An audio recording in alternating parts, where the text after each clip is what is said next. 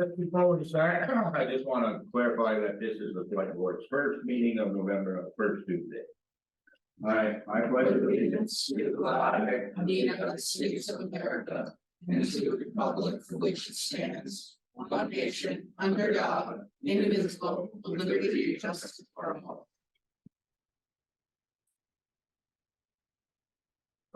Agenda review. Any of the select board members have anything came up after the agenda was put out?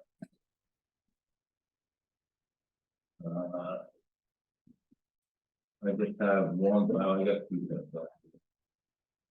I think just for putting it on the record for small business Saturday, we'll bring that up under new business. And then I also don't know, Brian, have you heard anything back from the NVU Supervisory Union District about the property? Have they gotten back? They have gotten back a while ago, but they are interested. They will understanding that they're going to have to do. They were willing to pay for what needs to be done by the engineer. But we got to get together and work out the details, as well as with the other party if they're interested. So that can be done once. Just in an effort to keep things moving. Yeah. Just give them a call so we can get an update at our next meeting. Yeah. Of where they are. Yeah. That's all I have. Did you have anything, Brian? Yeah, a couple of things. First of all, we can talk about this later, but this Thursday from 4:30 to 6:30 at the Franklin County Industrial Development Corp.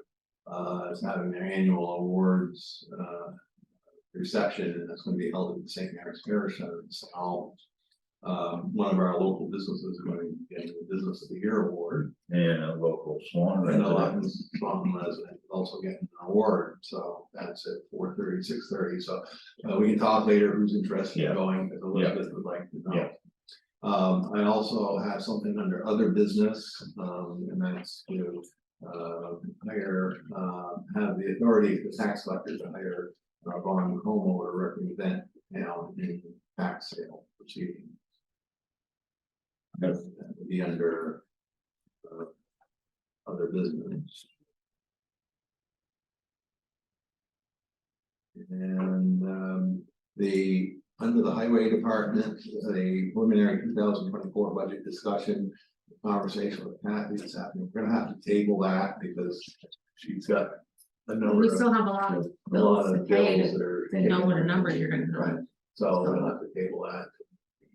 Okay. And that's it. Okay. And I guess we can okay, minutes. And that would be for October 17th. Does anybody have any comments on them or they want to make? I'm sorry, I do have something. Okay. Actually, a couple of things. One is we need to amend some minutes for a motion that was made. We need to correct it, so either the necessary business. And then there's two other things. One, we received the $1,000 for the right of ways from the state. And we also received the $3,500 gas rebate. And I just want a little discussion as to what you want to do with those funds. So I want to put that in there, any unnecessary business too. Yeah.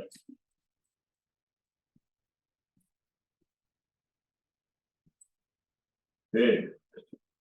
Now we'll go back to the minutes of 17th. Question, everything, or motion. You move? No. Okay. Motion's been made and seconded to approve the minutes of October 17th, all those in favor? Aye. And motion carried. Public comments for anything that's not on the agenda. Okay. And we'll go on to the Swan Health Officer's report, which is, okay.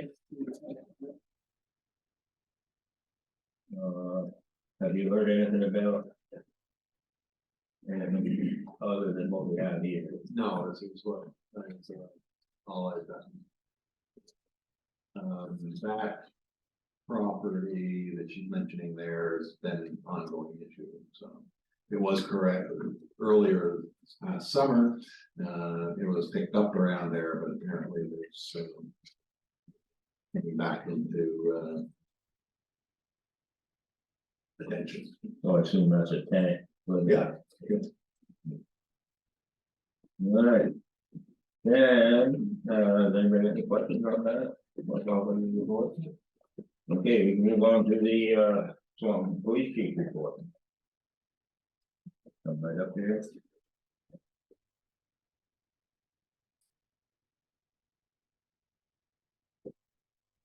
Evening.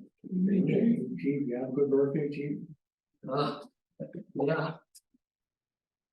I don't know, we miss you now. just getting older. Right, so as those go around, you'll see that we responded to 88 incidents in the town in October. The top 10 incident types, there were 23 traffic stops, 13 directed patrols, 13 property watches, 7 agency assists, 4 citizen assists, 4 suspicious persons, 3 alarms, 3 search warrants, 2 motor vehicle complaints, and 2 community outreach. Out of those 23 traffic stops, there were 2 tickets issued and 16 warnings, and there were 5 arrest charges in the month of October. Just so you have some idea as to where we're at compared to last year. In 2022, we made 35 arrests in the town. In 2023, as of the end of October-ish, and I'm blanking on the exact date that this was pulled, but we've made 38 arrests so far. And out of those 38 arrests, some of the top arrests there've been 9 DUIs, 60 arrests, so a lot of arrests associated with traffic enforcement, and 5 drug-related charges. Then also looking, and I couldn't parse this out as far as town to village, so this is all the data combined. But just in looking at use of force in 2022, 1.5% of our incidents involved use of force, but that represented 25 individuals. And when you talk about incidents, officers have contact with multiple individuals. Usually, it's an incident. It's rare that you're just dealing with a single individual.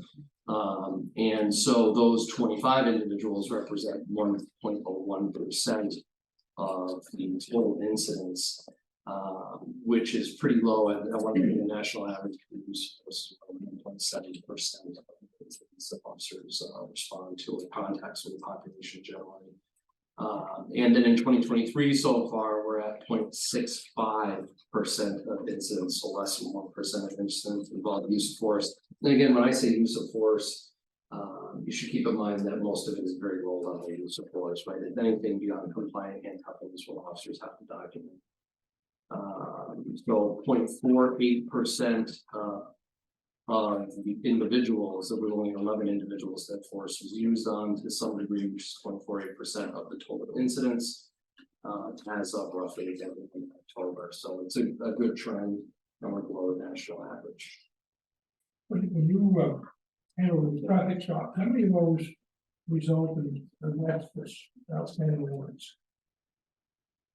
It's difficult for me to say as far as arrests on a warrant. I would try to query that data specifically to see if I can pull that. I mean, there have been a few arrests on warrants, but that's probably a limited number overall of the overall arrests. So I want to say in total maybe, I don't know if we're at roughly 135 arrests in total for the agency for the year, somewhere in that ballpark.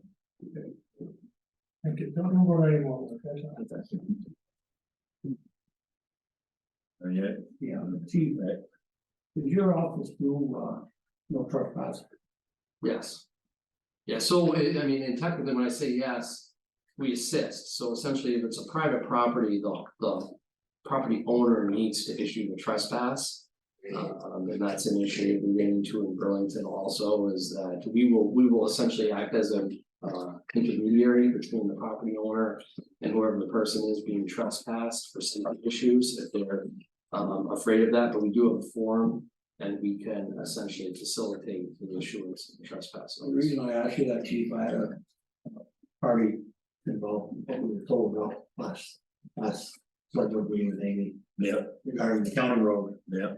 This, the lady involved, she sent me it's about 3 pages long. Anyway, I took the time when I went down to see her. And the reason I asked you that, she had said that she called your office. And they were told that they had to go to the sheriff, that your office doesn't do any trespass. No, we do, no trespass, we don't do evictions, or we don't do civil. Trespass. We generally don't do civil process, so it also depends on what time of day. And I had that conversation with her. Yeah. I made her aware of that. We have a contract with you, the hours or something. Yeah, But I also told her that I would have that discussion with you, because she was told that you didn't do them. yeah, no, I don't know, maybe there was, I don't know if that was lost in translation, because all the officers know we do them. Yeah. But it's, you know, again, it's the property owner who's technically the one issuing the trespass notice. We are helping facilitate that at their request. So they have to sign the documentation. With that being said, in this particular case, it's a rental property, they're renting the property. Are you telling me the owner of the property? You know? No, the renter would have essentially rights to trespass people from the property Okay. as the renter, as the person in possession of the property during that rental. All right, thank you. You know, and interestingly, not so much that we run into it here, but for example, in Burlington, we would run into problems where you had large apartment buildings, and let's say even the property manager would say, well, we have 31 Church Street right here, right? So the property manager would say, I want this person trespassed, and we'd say, well, we can trespass them from the common areas in the apartment on your behalf. But essentially, if a tenant who has rights of essentially at least temporary ownership in that property or possessory interest in that property, if they invite that person in, we can't prevent that person from traversing the common areas to get to that apartment. You know, they can't loiter or linger in those common areas, but they can certainly visit somebody that's invited them in. Okay, thank you. Just if someone from the village police had called the sheriff, is that because the state police probably don't do that kind of work? State police do do it, Earl, because it ended up state police actually served the order. Yeah, any law enforcement Because can if it act wasn't as an on the hours intermediary. that- Yeah. Because what she had said, the sheriff's department wanted to charge her $100. Yeah, that, I mean, maybe because they do civil process Yeah. such as eviction work and that sort of thing. So if it's civil related, or issuing, say, for example, subpoenas or notices, that sort of Right. thing. Anything that's civil in nature, then the sheriffs will usually charge for that Okay, service. thank you. Yeah. That's all I got, Earl. All right, anybody else have any? Thank you. All right, thank you. Have a good night. All right, you too. Thank you. Okay, we can move on to Old Town Business, presentation by Mr. Laz Kangas, relative to the library licensing issues. And I understand you have an elaborate presentation. Not elaborate, just pretty pictures. Pictures, I like pictures. You may not like these pictures. Well, at least I can vouch for that. You're not gonna like them. Right, Brian? That's right.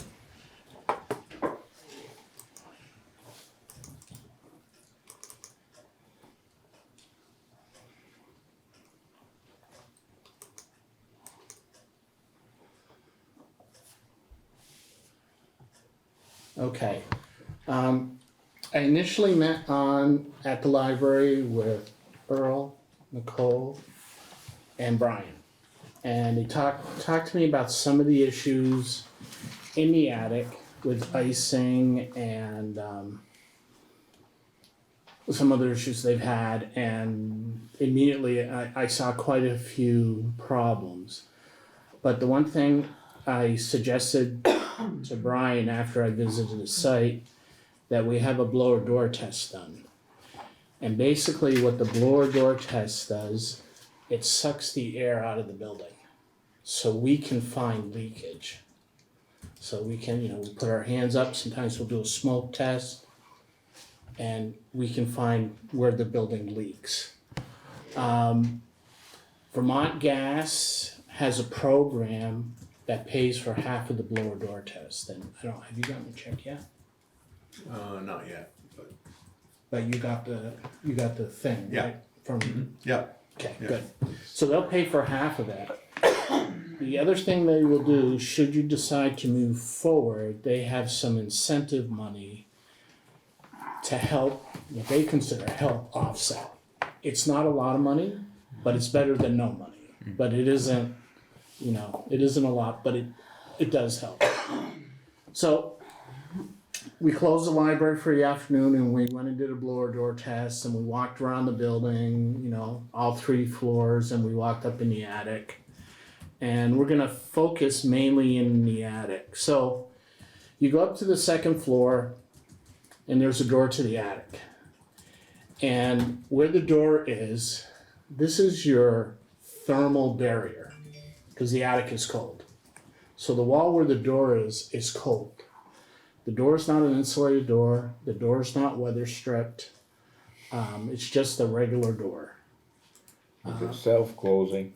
It's self-closing, but it's actually, yes, I believe it is. There's a closer on it, but it's not sealed. So you got air leakage coming out of there. It's like being open to the outdoors. So there's a mechanical room up there that has 3 boilers? Three boilers. And it's got some insulation that's been thrown up.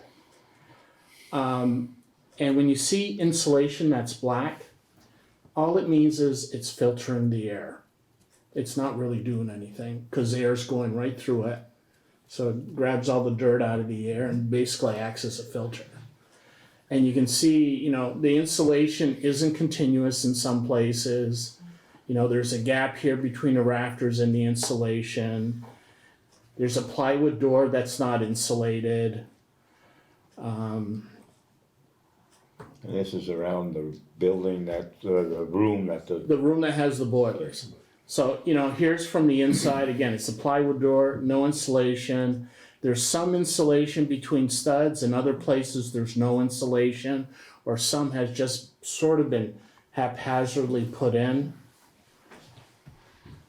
And then usually you want your thermal barrier to be continuous. Well, if you go to the corners of the room, here's a stud, there's a gap between the studs, there's no insulation. It stops here,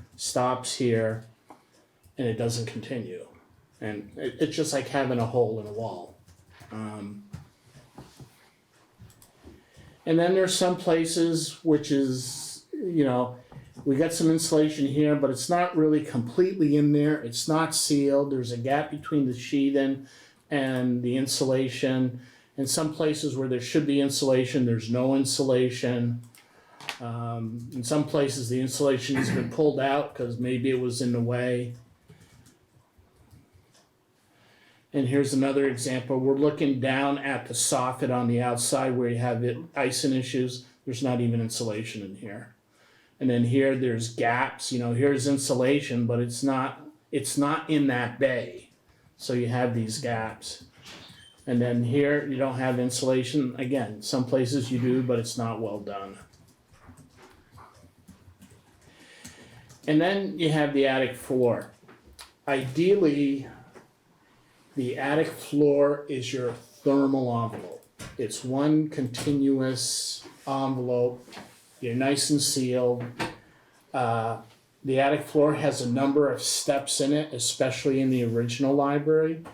And the addition, it's a little better, but so you have a step down, so you have some insulation in this floor, but it doesn't continue around and go down to here, or it doesn't go up and grab all this. The insulation that is in there is pretty minimal, but it's like having no insulation at all. And in some places where there's boards, they drilled some holes and did dense packed cellulose insulation. Well, some of the holes are partially filled, some are completely filled, some don't even have any insulation in them at all. And then the other issue is in the new edition, Normally, when you put 2 layers of insulation, you usually put 1 row of bats like that and 1 row of bats like that. So you're trying to cover the joints so you don't have any joints. Because the trusses are there, you know, I mean, it can be done. It's a little more difficult, but they just laid both layers of insulation parallel with the trusses. Of course, you can see the top, bottom core of the truss at all these places. In some places, they're really nice and tight. In other places, it opens up. So it's like having no insulation at all. It's just leaking out of there. And here's another example where there really isn't enough insulation, and you have flexible ductwork that goes through the insulation and goes down through the ceiling, and we'll talk more about that later. But you know, as you can see, the insulation is kind of dirty. Some of it is dirty because it's in the attic, but some of it is because it's filtering air. It's not really doing what it needs to do. And again, you have a step up, but there's no insulation. In some places, the insulation around the ductworks is becoming unwrapped, and this is really not enough insulation for your ductwork, especially because it's in a cold space. Normally, you don't put ductwork in a cold space, but if you do, it should be properly insulated, and this is pretty minimal. And you can see here's another one where the insulation is coming off. Here it's fallen off and there's a piece laying on the insulation here. So you got, while the ductwork is insulated, there are areas where it's just out in the cold. So you're just throwing heat away. So then we went downstairs to the next floor down and took out some ceiling tile and looked up above the ceiling. And we were kind of surprised by what we saw. So what they did is the trusses were put on, and they basically took building wrap and fastened it to the bottom of the trusses, and they're using that to hold the insulation in place. I was shocked when I saw that 15 years ago. Yeah. And we had Michael, we brought the construction people over, and they just all balked and said, well, that's what the R value is supposed to be on the ductwork, and everything else is kind of fine. And I'm like, horrible. Yeah. And it's like I said, you're just pumping dollars out of this thing, summer and winter. So that insulation is covered up by the wrap. The wrap is holding the insulation in place so it doesn't fall down. The problem with the And wrap. what's that, then that's in between floors? That's not. Yeah, this is the Around the suspended bottom of the truss. ceiling, and then this is the underside of the That's attic it. floor, right All here. that's holding up the insulation is that Is that building wrap? building wrap stapled to the bottom of the trusses. Yeah. The older part of the library actually has better air sealing. Yeah, it has Then the plaster new and one. lath and all that. Yep. So the problem with this, besides Everything. not the way to do it, is you have overlapping joints that may have a staple or two. They're not sealed. I could literally pull my hand in here and feel the insulation. You know, I've got places where it's leaking. You know, there's no sealing of that air. Now, when this library was built, the new addition, air sealing was just starting to come out, but it's not, the joints should have been taped. Well, they shouldn't have used building wrap, but if they had used building wrap, the joints should have been taped and sealed. They should be overlapping, and they're not doing any of that. The other issue that they're doing is when there's a duct up in the attic that needs to come down to the next floor down, they just cut the wrap, they moved the insulation aside and brought the duct down. So now what happens is you got nice warm air going up, it hits that cold metal and it condenses. And you can see you got some water stain in here, you got some rust here, because water's dripping. And so what we found, we started looking, why are all these stains on these ceilings? And we're thinking, you must have a roof leak or something. But there were too many, didn't make any sense. So we started moving the tile around, and of course we saw like I showed you previously, you can see the staining on the other side. Here's a piece of conduit, and they just cut it. So that conduit's going from cold air down to nice warm air. It condenses and it just drips. The other place that we found a lot of leakage, and they're historic windows, but we found, and they're not weather stripped at all. So we found a lot of leakage between where the upper sash and the lower sash meet, and we found a lot of leakage where the lower sash meets the frame of the window. They're in great shape, they operate really nice, but they need to be weather stripped. You know, you just need to weather strip them and seal them. What we probably will recommend is that we fix the upper sash in place, and then just use if you ever do open them, and then just weather strip that piece. It's clean, it's simple. So this is in the original library, and we found a number of diffusers that had. Is that the King's Daughter's room? Yes. Okay. I believe so. I don't know the name of it, but it's on the second floor. So what's happening is what looks like dirt is actually mold. And what's happened is the warm air is blowing. There's probably not enough insulation. The ceiling is cold, it condenses, and then it creates mold. And then the dirt is feeding the mold. So you got moisture and dirt that feeds the mold. And you can see them. There's one here. This one actually was fairly clean, but the rest all had varying degrees of that condition. Now, in the new edition, there was none of that. But it's a suspended ceiling, so there's a gap between the attic floor and the ceiling. So it's a little more tempered. But here, this is right up against the attic floor. The other part is you got doors that are not weather stripped. So here you can see daylight, and there's no door sweep, and we could just feel all this air coming in. And these are at the original front doors. This is at the door facing the gas station, facing south by the stair. This is all daylight that you're seeing here. Even though there's weather stripping, it's not properly installed. It should be right up against the door, and there's just a gap where cold air is coming in. So one of the issues with that door is it had a gutter protecting it. Yeah. And they put the stairs in. Yeah. So it's now getting splashed back. Yeah. And it's warping. Yeah. To the outside, and it's pulling it away. It used to be closed. Yeah. And that was an issue we brought up a long time ago as well, Yeah. that needed to be dealt with, and it needed a gutter above it, or some kind of diverter on the roof to keep it from splashbacking, because it's an old door. Yeah. We took it out and restored it a while ago, and unless the splashback is dealt with, it just can continue to just keep warping. Yeah. So, this is just to give you an idea. So ASHRAE, which talks about leakage and stuff, a tight building is 0.10%. The current Vermont the proposed energy code is asking for 0.2%. The current code says 0.3. A leaky building is 0.6. You guys are at 0.84. And that's probably heating a good sized house for the winter.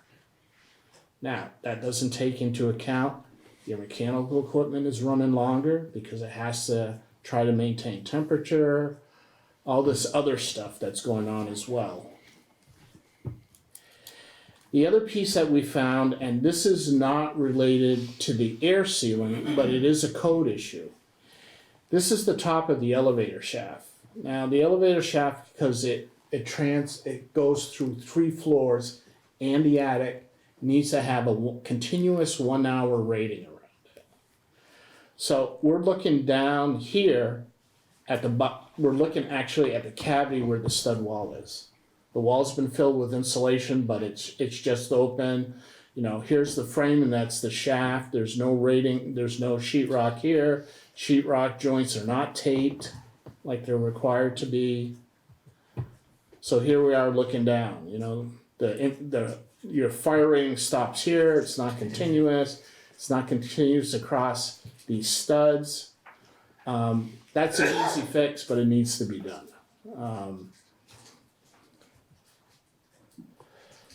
The other thing we found is that the sheetrock at the floors below, at the ceiling, at the elevator shaft, stop short of the floor.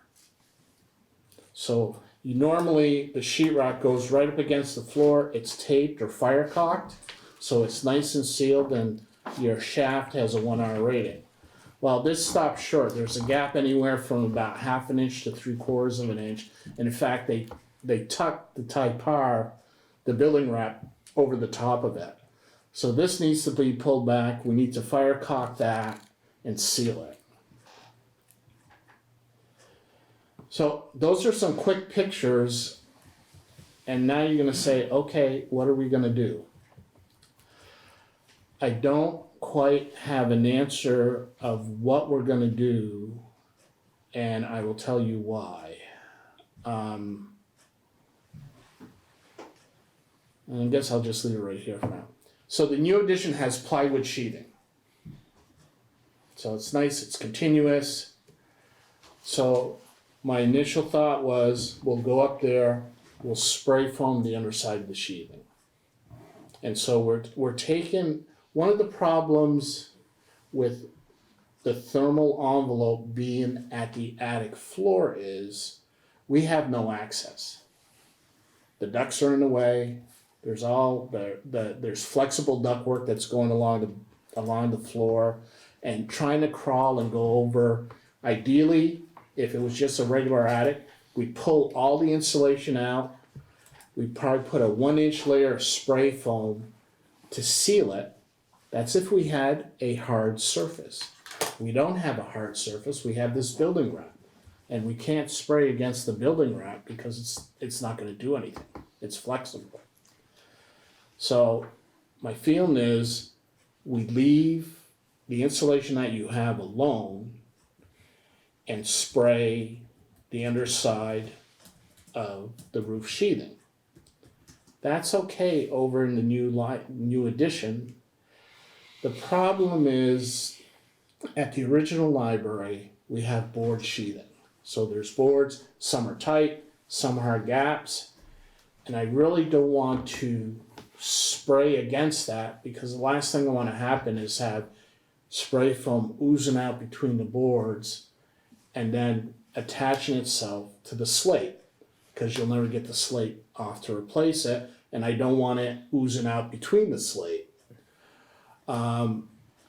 So we've been thinking of what can we put up there so we can protect the boards, spray foam, and also get you the insulation value you need. So that's kind of where we are. We haven't solved the problem. Other things we can solve are pretty easy, like the door that's not insulated or weather stripping of the doors, the windows.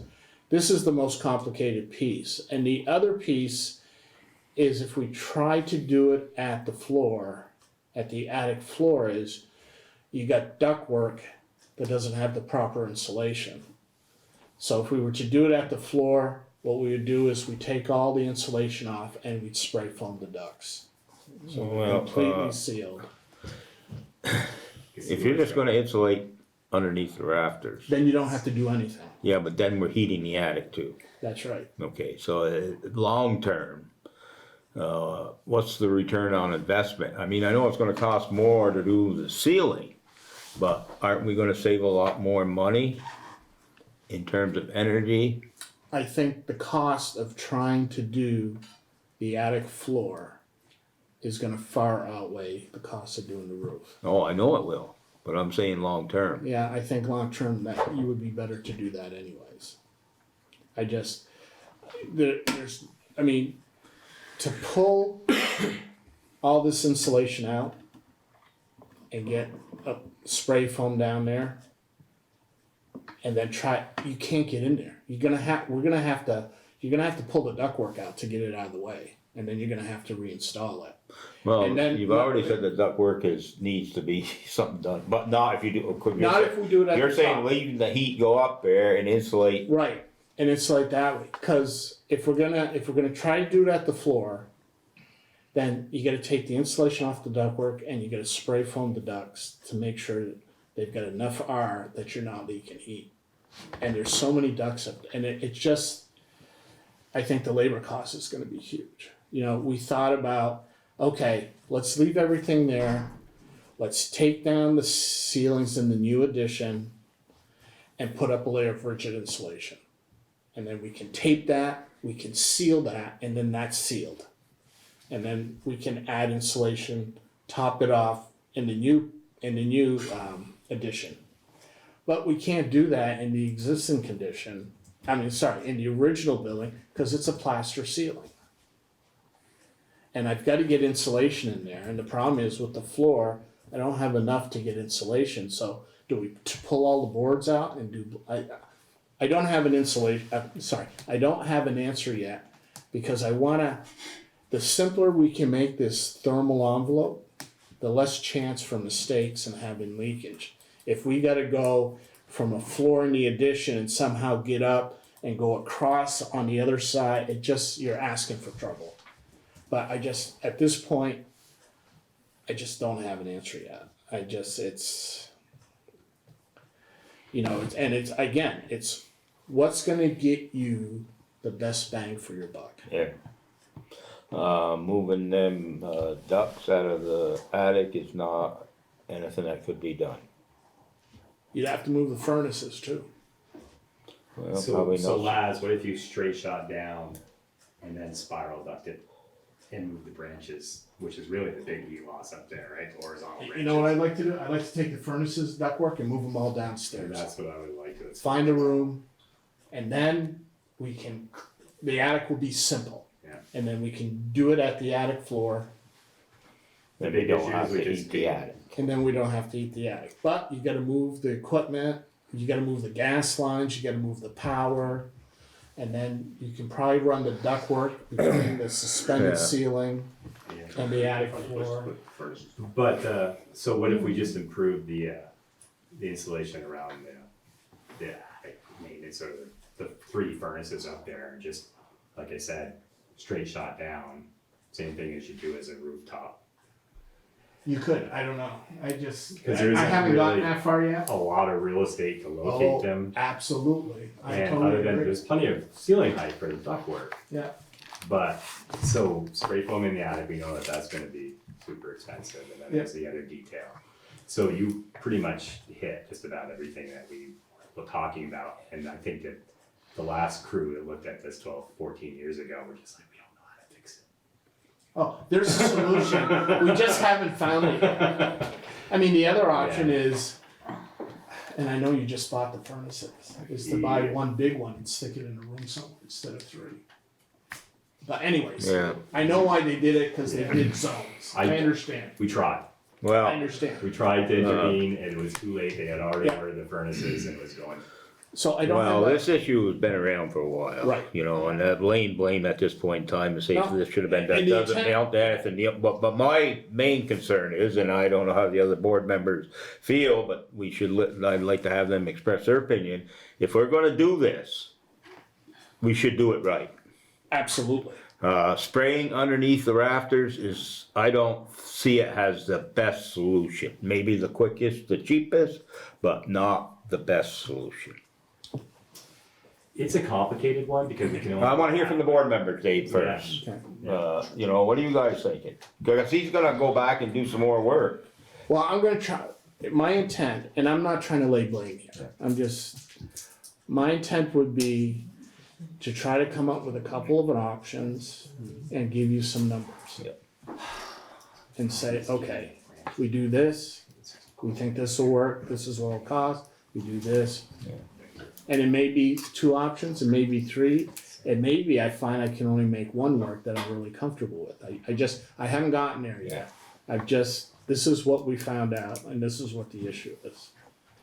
And I've done insulating under the seal at the roof sheathing before, then it's worked fine. But only under plywood. I've never done it under boards with slate roof. That's a no-no. So, Okay. but we could do something, we could insert something between the rafter bays to act as a barrier and still do the spray foam. But I just don't know yet. Yeah, I'm giving you just my thoughts where, this is where we are. yeah. So you mean like barrier wrap underneath the roof line and then spray foam No, and then? yeah, what we, I'm thinking, do we take a piece of 1 inch rigid or ½ inch rigid insulation, cut it wider so it has a curve to it, and what you do is you put 1 edge there, 1 inch there, and it has a curve because it's wider than the rafters. So now you're not spraying against the rafters against the boards. They have way to breathe if they leak, and then you spraying underneath the insulation. And what about possibility of moisture in between? There won't be. The spray foam is doing the moisture work for you, so you don't have to worry about the moisture. I don't have an answer yet because I've just Yeah. gotten into it. So Well, you guys got any other comments? Well, of course, as you know, I sat in with Brian in the presentation from Oz a couple weeks ago. And from my position, he's certainly very knowledgeable of what he's up against. And I personally would go along with what he recommends. like I said, I'm gonna try to give you options. And I've been talking to Efficiency Vermont. I talked to the blower door who's knowledgeable about this. So I'm trying to pick everybody's brain and see what we can do. Is there something that I hadn't thought of that maybe they know about? So, we'll flesh it out. What you thinking, Steve? Yeah. First of all, good job. Yeah, A lot of- excellent A lot job. of He's got a little lot nooks of and time. crannies in there. I think we ought to go with the next step with your recommendations as to what it would take to fix this, and I think we should take the high road. Let's not cut corners, because who's ever in this position 10 years from now is gonna say, what the hell they do? I won't cut corners because my name is So, I on mean, it. I don't mean cut corners. Yeah, I know what you do. Don't try to save money. And I didn't say, I said best bang for your buck. Yeah, exactly. I didn't say save money. Yeah. Best bang for your Yeah. buck. So I'd like to see you go to the next step. Yep. Yeah. And then we'll get an evaluation of costs Yep. and Yep. see where we get the money from. No, Yep. it's gonna continue. You gotta think about years down the road, Yeah, and you not gotta just do try it to right save a this penny time. now. Yeah, and the reason why we're sitting here today is because they took the cheap route out.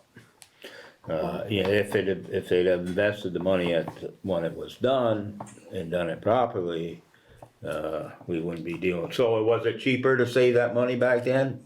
You have to question that, okay? Right. Really have to question that. Right. And that's why, this board, that's one of the things that we gotta keep in mind here, we're gonna spend a lot of money. And if you look at what we spent $100,000 on that library already. I mean, if they're gonna save $20,000 or $30,000 and end up with a mess, No, 10 or 15 years down I the won't road. recommend it. No, okay.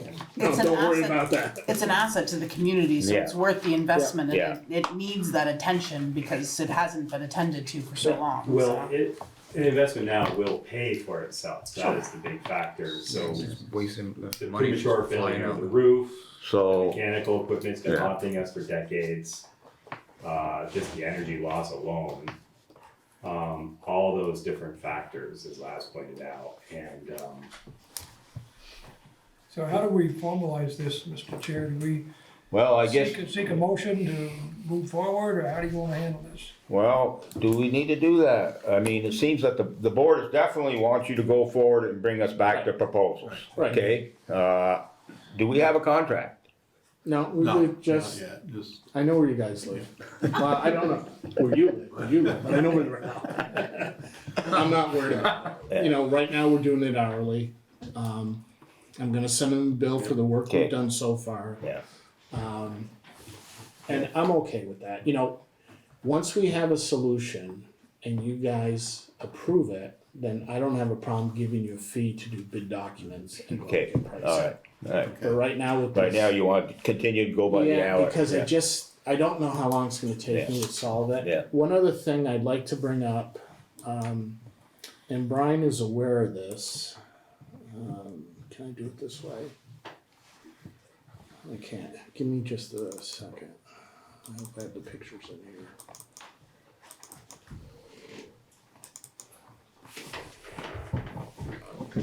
Did everybody sign the sign-in sheet? No. I mean, anybody who owns their own home would Yeah, not we did. want, they'd wanna fix it the right way, correct? Most people, but not all. Well- You all go to somehow lose. Yeah, I understand that, I guess, But this is, we're losing a lot of money. I guess maybe. A lot of money. but, holy, we're just tossing money. Yeah. Yeah. Expensive one. Plus the danger, of the ice Well, in a public facility, Hmm. which I'm sure we would be prime targets for Hardy and Mazzardi, is it? Nice attention to detail. they won't approve. Prime targets.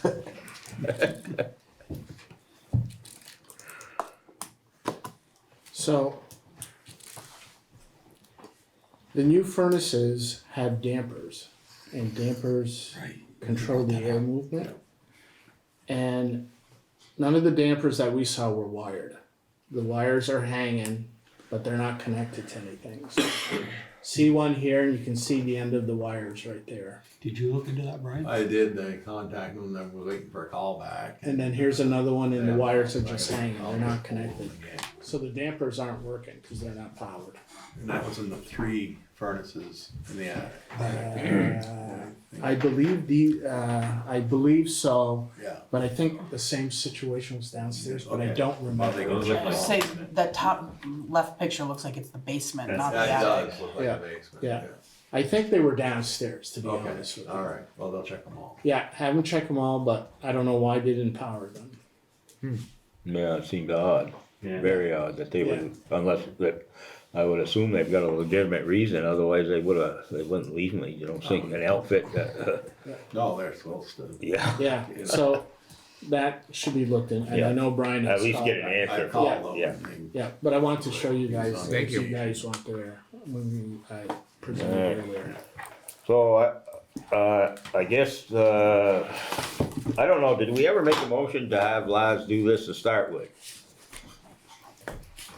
I believe so. Yeah, I believe so. Okay, so now you're asking to continue, so then, yes, a motion right now for Laz to continue with this, to bring us back, 2, maybe 3 proposals. Some kind Yeah. of recommendation Yeah. for improving the insulation in Yeah. our ceiling. With rough cost estimates. I'd make that motion. I'll second it. Okay, the motion's been made and seconded that, so Laz can continue his work. So the motion says what? The motion says that the board wants, Laz, you said to come back with his company to come back with recommendations in order to address the problems that he presented here tonight. Okay. And that could be 2 or 3 proposals. Steve made the motion and Cody seconded it. Yeah. So Steve made a motion, Cody seconded it, so we're all set? All right, all those in favor? Aye. All right, okay. Thank you for Keep working. Thank you, guys. Yeah. Appreciate it. And Great ladies. job. good attention to detail. Don't retire anytime soon, I think we might have some more work. Okay, now we go to the update on the LVRT, Joe Clark is here tonight. So, yes, you can. Yes. How's everybody doing this evening? We're good. How are you? Every day is a good day, my friend. Sorry. Some are better than others, but every day's a good day. All right, 2 pieces of paper to pass out before we get started. Try not to take too much of your time.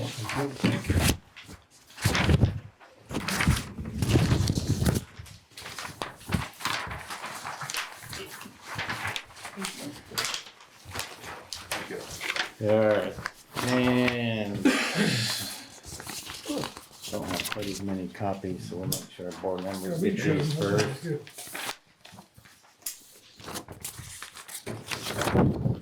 One there, one to share over there. I can share one with Ed if anybody needs one.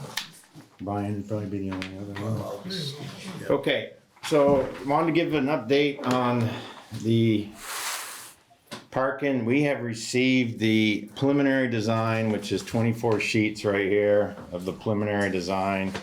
A lot of it is like signage and stuff, so there's just a few pages. This is page 15 out of it, which shows the site plan.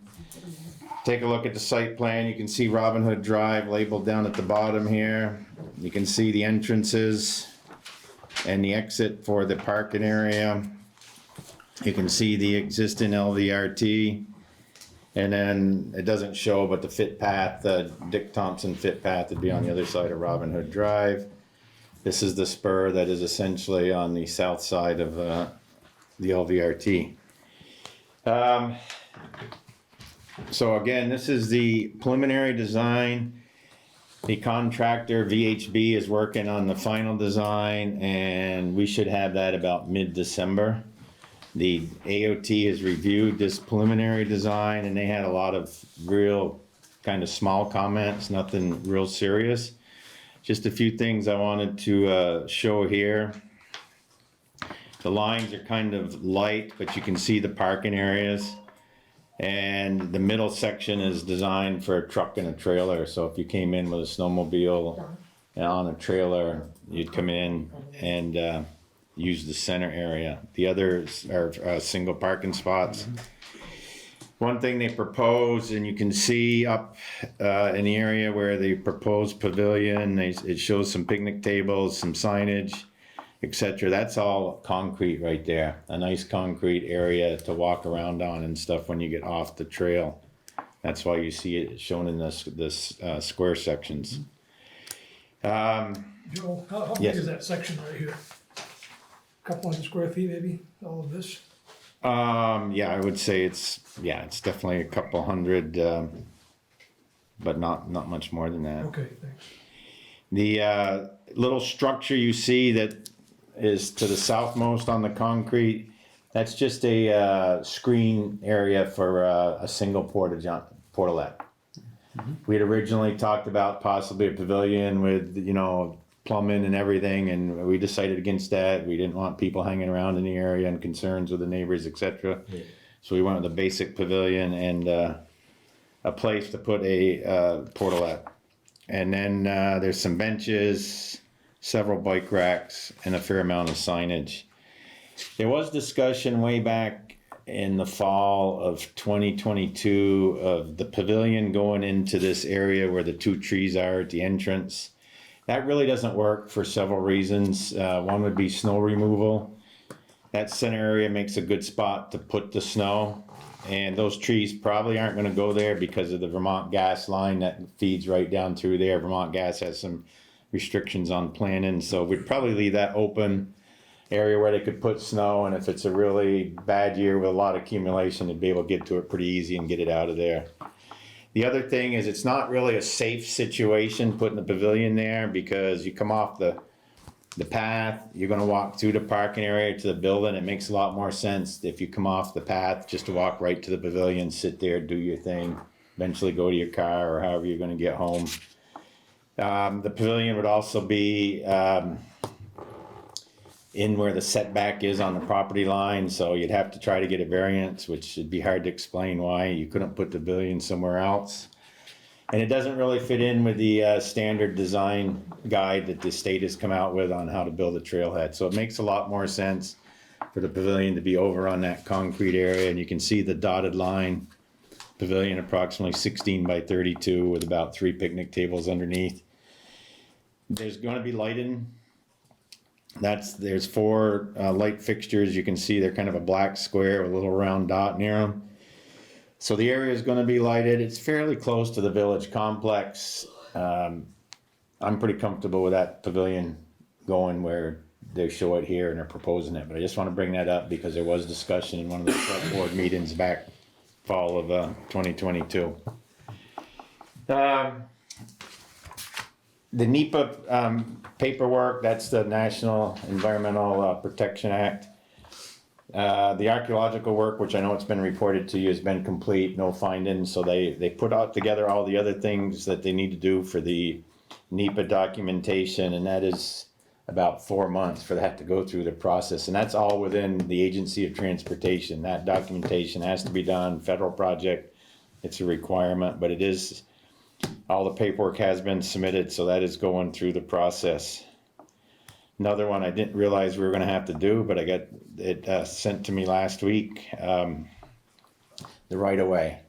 We need to have the town attorney sign a letter that it's okay to do the work as shown on these drawings, and that we have access to this property, which we have a lease. We leased this from the state a couple years ago, but we gotta get a letter from the attorney that says he's reviewed these 24 pages and that we can do it here, and it's all within the right of way and accessible for our the contractor. So I will send Brian the letter, the draft of the letter, and you can pass it on. Is it still Brian Monahan? Yes. We still using Brian Monahan? If he has any questions, he can call me, and we can deal electronic copy of these to him Yeah. as well. Okay. Project funding, cost to date, the project design, $50,255. So far, we've been billed, up through the end of October, $35,000. They're getting close to the end of the design, and again, final design should be completed here, in a month and a half. The archaeological, cost us, $10,000. So that's the cost to date. Budget, from the ARPA, the town committed $90,000. Swanton Enhancement Project, committed $3,800. So when you take those, you add them up and you do the state matching, would be $375,200. Total right now for the project, $469,000.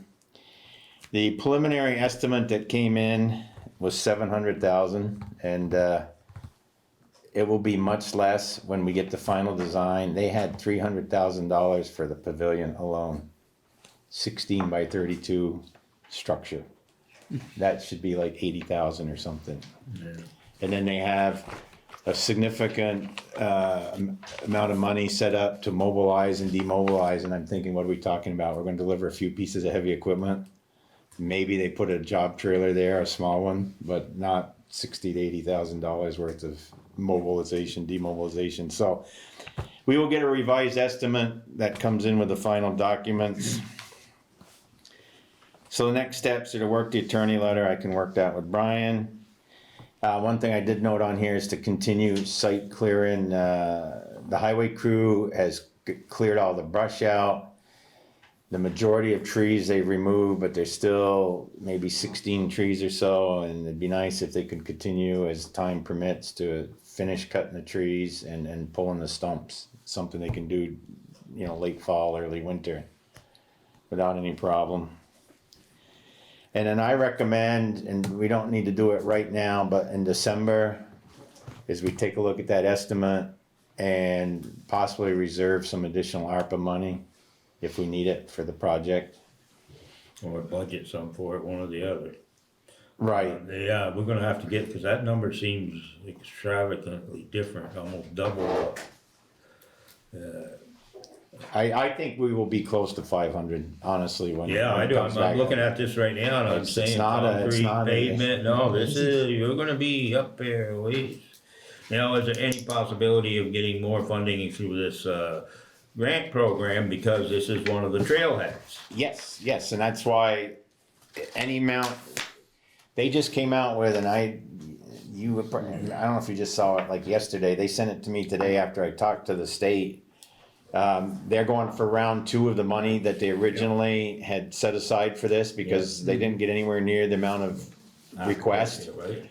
So January 8th, so what we've got is, if we get the final design, we get the numbers, we can put in a supplemental and say, the town's willing to put this in, and can we get the match? So yes, so that opportunity is there.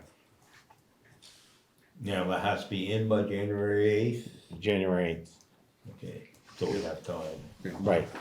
So you could, I mean, actually, you probably could go ahead and put it in now, and because we know we're gonna be way over that price. Yeah, if the board says, you know, we'll look at the numbers and adjust it accordingly, we can start the paperwork for the additional grant, What do you guys think? funds. Yeah, cause we don't have a lot of ARPA money left. You know, we got some, but boy, we haven't done anything for highways yet, or, so, you know, we gotta be fair about how that money gets spent. Yeah. Can't put it all in one place. Yeah.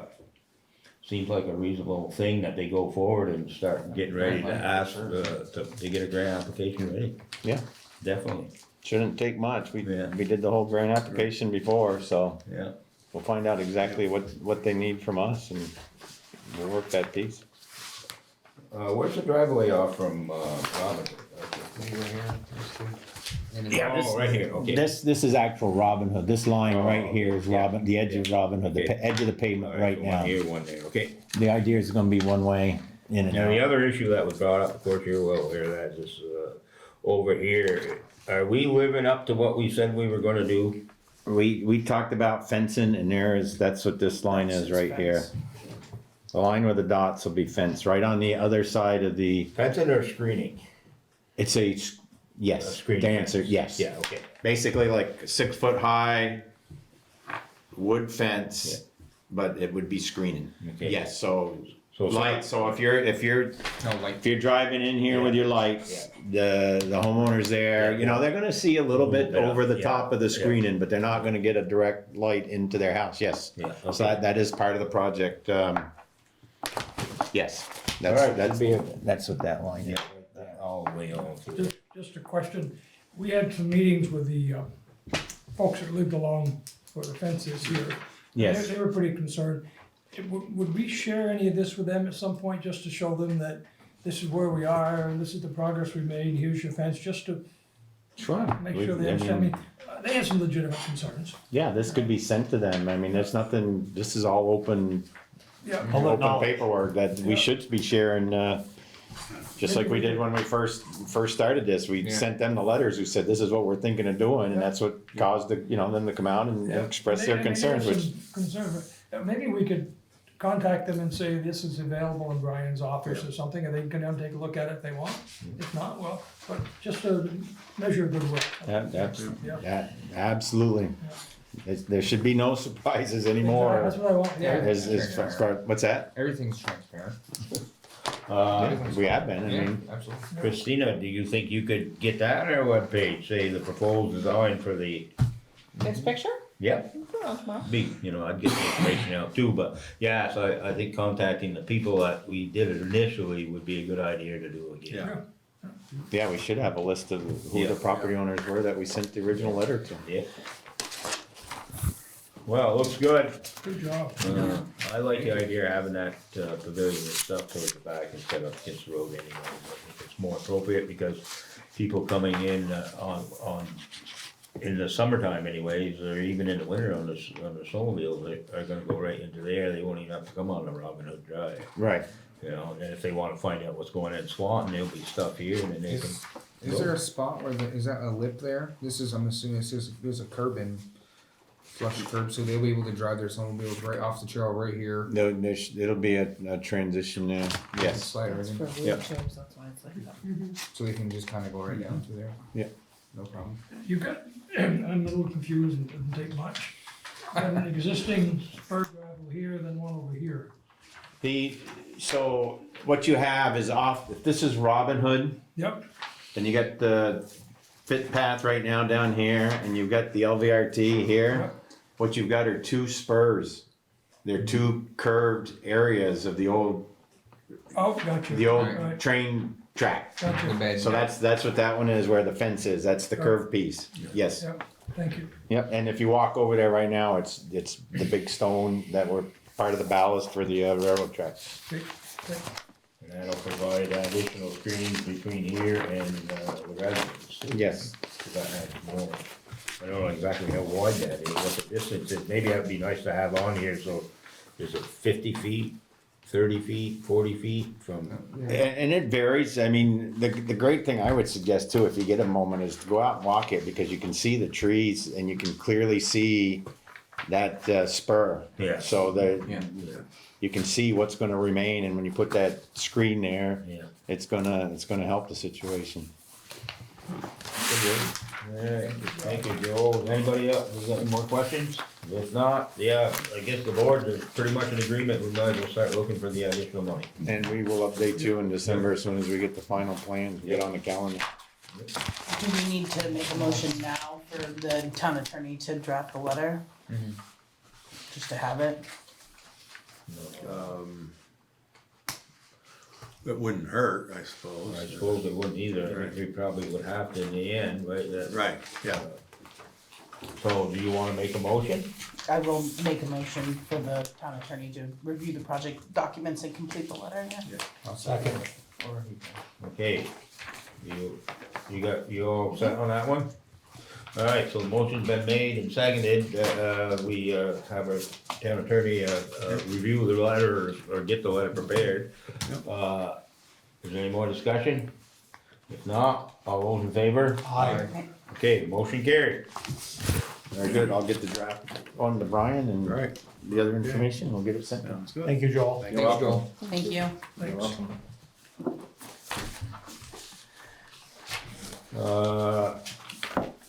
I guess we can stay in order. Review and possible adoption, of new accounting policies for the town. This was all emailed out on Friday, so I assume everybody reviewed it. And came prepared with questions and comments. Is that a fair assumption? So who wants to start? Well, first of all, these are, I think it's stuff like this we need. It's gonna bring, not that we don't have discipline, but it's gonna be, bring a lot of discipline into how we conduct our monetary affairs. So, I don't think there's anything that I would change. I mean, we gotta give it a chance, and we may have to request some permission, in the future to make a few adjustments, but I think these are very good, very good. And Okay, what do you got, Ed? My thoughts are the same. Okay. Well, I hate to be there, Nicole, you got anything? I mean, they seem pretty standard across the board I for know they what other communities and what the league and cities and towns recommend, so. I guess they're not, some of the stuff we're not doing now. A lot of it we are, and some of it will be new, All this monthly and annual financing reporting, yeah, is that gonna create a lot more work, isn't it? no, well, our accountants, our auditors will help us on that too, they'll give us the.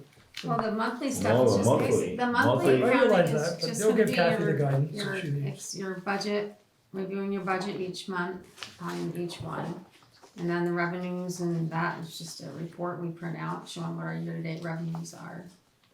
And Well, then, they're showing revenues collected and appropriations expended, well, pretty much the revenues we take in on a regular basis is our land record recordings and dog fees and zoning fees. I know what they We are, have- but we don't generally look at them every Right, month. but they get plugged, they go into each month, well, every day, Yeah. on our daily cash receipts, they get allotted to their revenue account, so basically at the end of the month, other than what comes in, like from the state, like state aid for the highway department, that comes in through the checking account monthly, it gets posted, so Okay, pretty so, much most of it is gonna be just the reviewing of the expenses, making sure budgets are in line, and then the revenues. so what you're gonna do basically is the stuff you're doing now, you're just gonna, the selectmen are gonna get a report. But you're gonna get a report, Okay. right?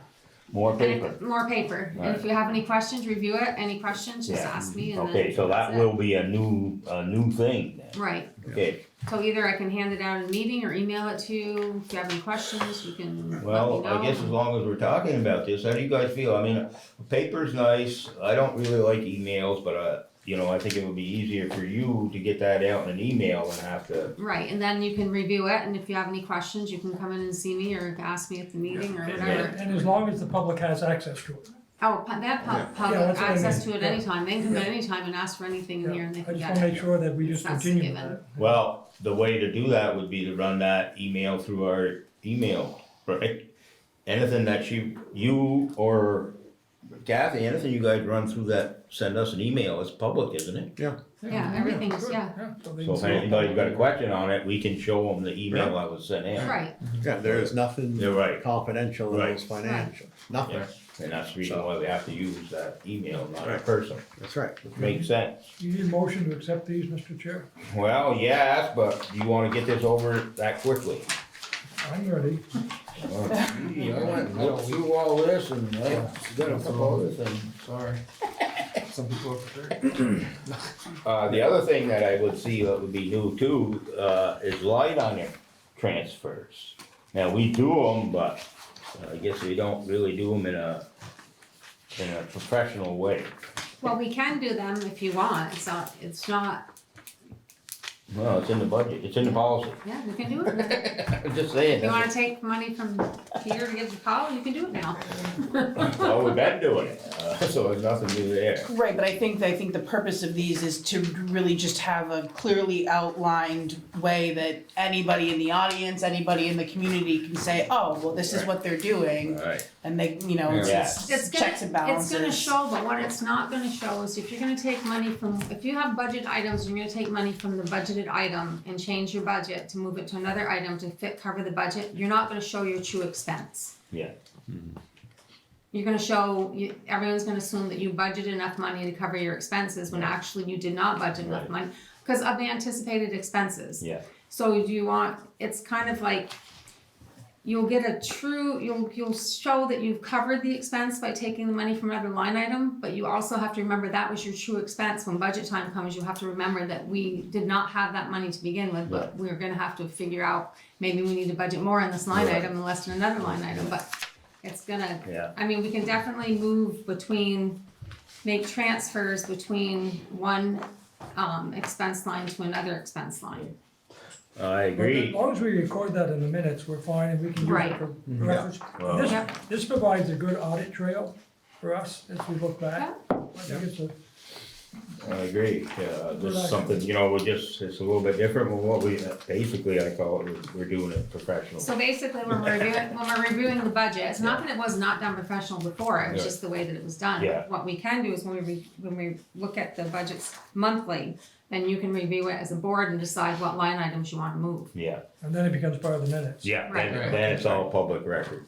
The other one I had, was petty cash. We don't have a petty cash. We don't have any. But do we need to have the policy then? Well, we should probably put it there, and then, when the auditors audit, they'll ask for it, we'll say, we don't have one, we don't use one. But it's in case we have to start it at some point, the policy would allow us to do it. I tell you, that's a freaking nightmare. It is, that's why we don't do it. I mean, I think, that being the case, I mean, why are they gonna make us have a policy when we don't even want to do it? Well, if you wanna take it out, I can take it out. Well, find out if it's an issue or not. I mean, what do you guys feel about that Let's leave petty it in. cash thing? Let's leave it in. I Alright, think this is a pretty good set of documents. If we just don't use it, but Brian's right, someday we might. We never know. We don't know. And then we gotta come back and dust off the policy and bring it back in, so. well, you can find out about it, just to see, I mean, to me, that's why anybody would wanna do that. The other one was about, on reserve balance. This reserve balance this is on the first page, draft 1.2. This is just about expenses, this isn't a capital budget, is it? No, this is not a capital budget, this is your current Okay. expenses, and what's left over. And whether you're going to establish, if you establish a reserve account, and how it needs to be, managed. So theoretically, we could establish a reserve account for the general fund? Is that correct? Yeah, If the voters approve if the it? voter approves, you could. Okay.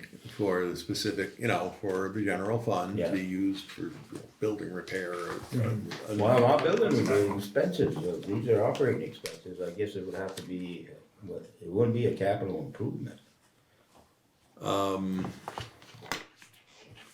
Unanticipated expenditures and revenue shortfalls during the course of the year. So natural disasters, so it could cover a variety of Yeah. things. If we say we had a windstorm blew the roof off this building and, well, we have insurance, but suppose there's expenses not covered by insurance, you could possibly use that. I took this to also mean if we had a reserve fund for the various properties that we own, that would fall under this policy. Say, for example, we put together a reserve fund for the museum, which we probably need, and the library and this building. I understood that would also cover that. Yeah. Which we hopefully can do this year in our budgeting. Well, it's for the purpose of unanticipated revenue shortfalls, and paying non-reoccurring and unanticipated general and highway fund expenses to the town. So I suppose it would, but it would be separate from a capital. Right, But- capital budget is set up for the purpose of making sure that you've got funds with which to replace equipment as it's needed. Okay. And that's gonna be a 2-year project to get that. Now, this is something that we don't have now. Basically, we do in a way with the highway anyways, but nothing for the general. The only account, they're not really reserve accounts, cause it's revenue, like for our record restoration and digitize, we have money that goes in there, but it's part of our recording fees, gets shifted to those accounts. So no, we don't have a reserve fund for the general fund. And you've got money set aside for reappraisal, Yes, which you're probably gonna be using Yeah. soon. a lot more money. Well, then we need to consider this before town meeting or before we make a finalized warning if we wanna go forward with this kind of thing, so. And I don't know what, this is in accordance to 24 VSA, whatever, 2804, so we have to find out just exactly what that law entitles. I have it pulled up if you'd like me to read it. Is it, how long, is it 10 pages? Well, no, I mean, this one specifically to say the reserve fund expenditures The for, objective of it. yeah, for A, at an annual or special meeting duly warned, a municipality may establish a reserve fund to be under the control and direction of the legislative branch of the municipality. The reserve fund shall be kept in a separate account and invested as are other public funds and may be expended for such purposes for which established or when authorized by a majority of the voters present and voting at an annual or special meeting duly warned for other purposes. Section B, if a reserve fund is established under subsection A of the section to pay a school district future school capital construction cost approved under 16 VSA Chapter 123, any fund raised by the district as part of its education spending to pay for those future costs shall be considered approved school capital construction spending in calculating express spending under 32 VSA chapter 5, 401, part 12. And then it continues to go further on regarding the school district, but in that part A, it looks like, or if I'm reading it correctly, we need to establish what those spending, What it would be used for. correct. Or we'd have to go to a special meeting or a special vote Vote each and to every get it time changed. that we Yeah, wanted to changed. use. Well, I believe we should consider it in our year, in our budget. That's, that's, Alright, that's all I had. and the purchasing policy is a bit, Yeah, I do got some X's there, but I don't, Yeah. everybody seems to be upset that I'm bringing all this up, so. but, well, no, it's, the reason for it depends what money is being used. If it's strictly our own money, I mean, we have certain policy to follow, which we've been sort of doing anyhow. But if there's federal money involved, that's where we've got to make sure we're following the federal. Yes, that's very clear, yes. That's why this is 6 pages long. I guess I would, on purchasing authority, I am a road commissioner. Yeah, I don't really see why I would ever purchase anything for the town. No, but No, but if, you would- if Kevin had a repair that was over his amount, he could Yeah. repair, you could approve that repair. I could approve it, okay. Based on your So authority. actually, we have 5,000 we can spend then. Well, Kevin's gonna spend up to 2,000, you Yeah, can spend up to but- 3,000. But if he, Yeah, yeah, it's so- a- If he had something that went over the 2,000 that needed to be fixed, then yes, you could say, go ahead and fix it based on your authority. okay, You have signature authority. Yeah. If you both sign up to 5,000. Right. Yeah. okay. So if the board adopts this here tonight, Brian, then you're gonna have this reviewed by the state. well, I'm sending it to the ACCD saying, this is what we've got. Okay, Now, they better, number one, there is no state law saying that a town has to have financial policy. Other than what they have to do is to, and this is where it comes into the GASB, the generally accepted policies of the Government Accounting Standards Board. However, the federal government has started to weigh in saying, well, state and towns and everybody is getting this federal money, you've got to follow it this way. Yeah. So that's where they come in. So I send this down to them, probably never hear back from them, because I haven't heard yet back from them on the revolving loan fund. But we'll send it down to them and say, this has been passed, it's signed off by the select board, here it is. And wait to hear what they you wanna have the select board approve this before you send it? Oh, yeah, we're Okay. gonna Sign it. sign it. Do you have a hard copy? Every one of these. I don't have a Okay. hard copy tonight to sign, but we can, we'll get it signed. I'll print them off. And, You don't mind if you want them, I don't care. no, I gotta take off some of the Okay. other stuff on here on these copies. Well, everybody seems to be happy with it, I think it's a good step forward, we got a lot of other policies to look at. The only other question I had, how often do we have, I know we have an annual review program for all of our policies, will this be included? I would say annually, because this is GASB and all that Yeah, okay, stuff changes. All right, now, there's nothing in here that says it's gonna be reviewed annually that I came across, I'm glad you brought that up, cause I forgot all about it. Yeah, I think we have, I'm guessing we have a long list of policies, and the date that they've been approved and when we have to reapprove them, this will probably be added to that Right. list. The best time to do it would be after election, if we have Right. a new A new board. board or new Yes, this is the anything. best time to do That it. everyone would be acquainted So, with the policies at what- that time. That seems What like I'll the best do time is to a do it. cover policy, or cover, to all these policies, saying that all these policies were passed. And then they shall be reviewed annually, starting on the date, Yeah. and everybody sign that, Okay, okay? So, all right, so I guess I can entertain a motion that, we approve these accounting, auditing, and financing reporting policies. I'll move. I'll second.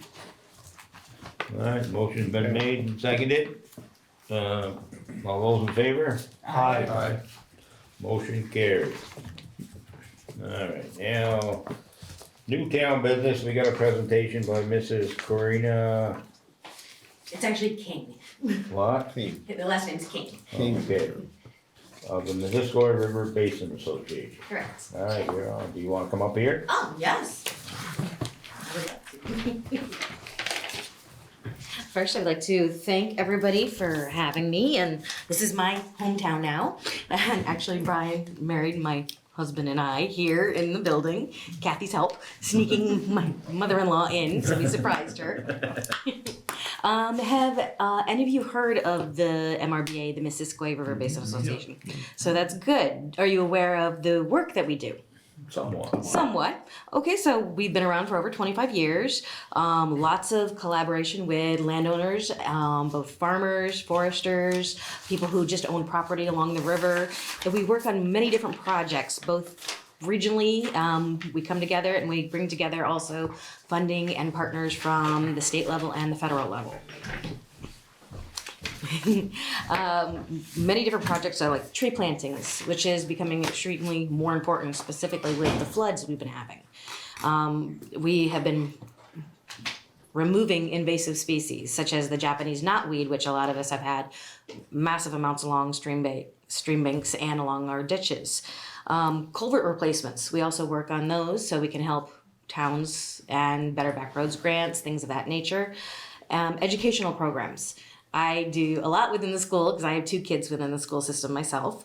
So we do like the lake lessons, we do winds, waves, and variables, rain simulators. So we go into the school system and we actually work with the students there, and we do these for no cost because we want to make sure we have future land stewards. So get them while they're young, right? So what I'm here today is to talk to you guys about what are your concerns that we could possibly help you with.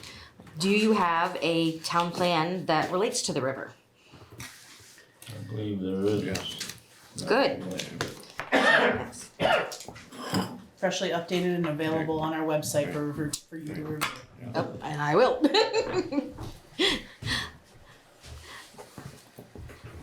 Okay, do you have any questions that are river related for additional policies? Anything that you guys would like to learn or interact with the river?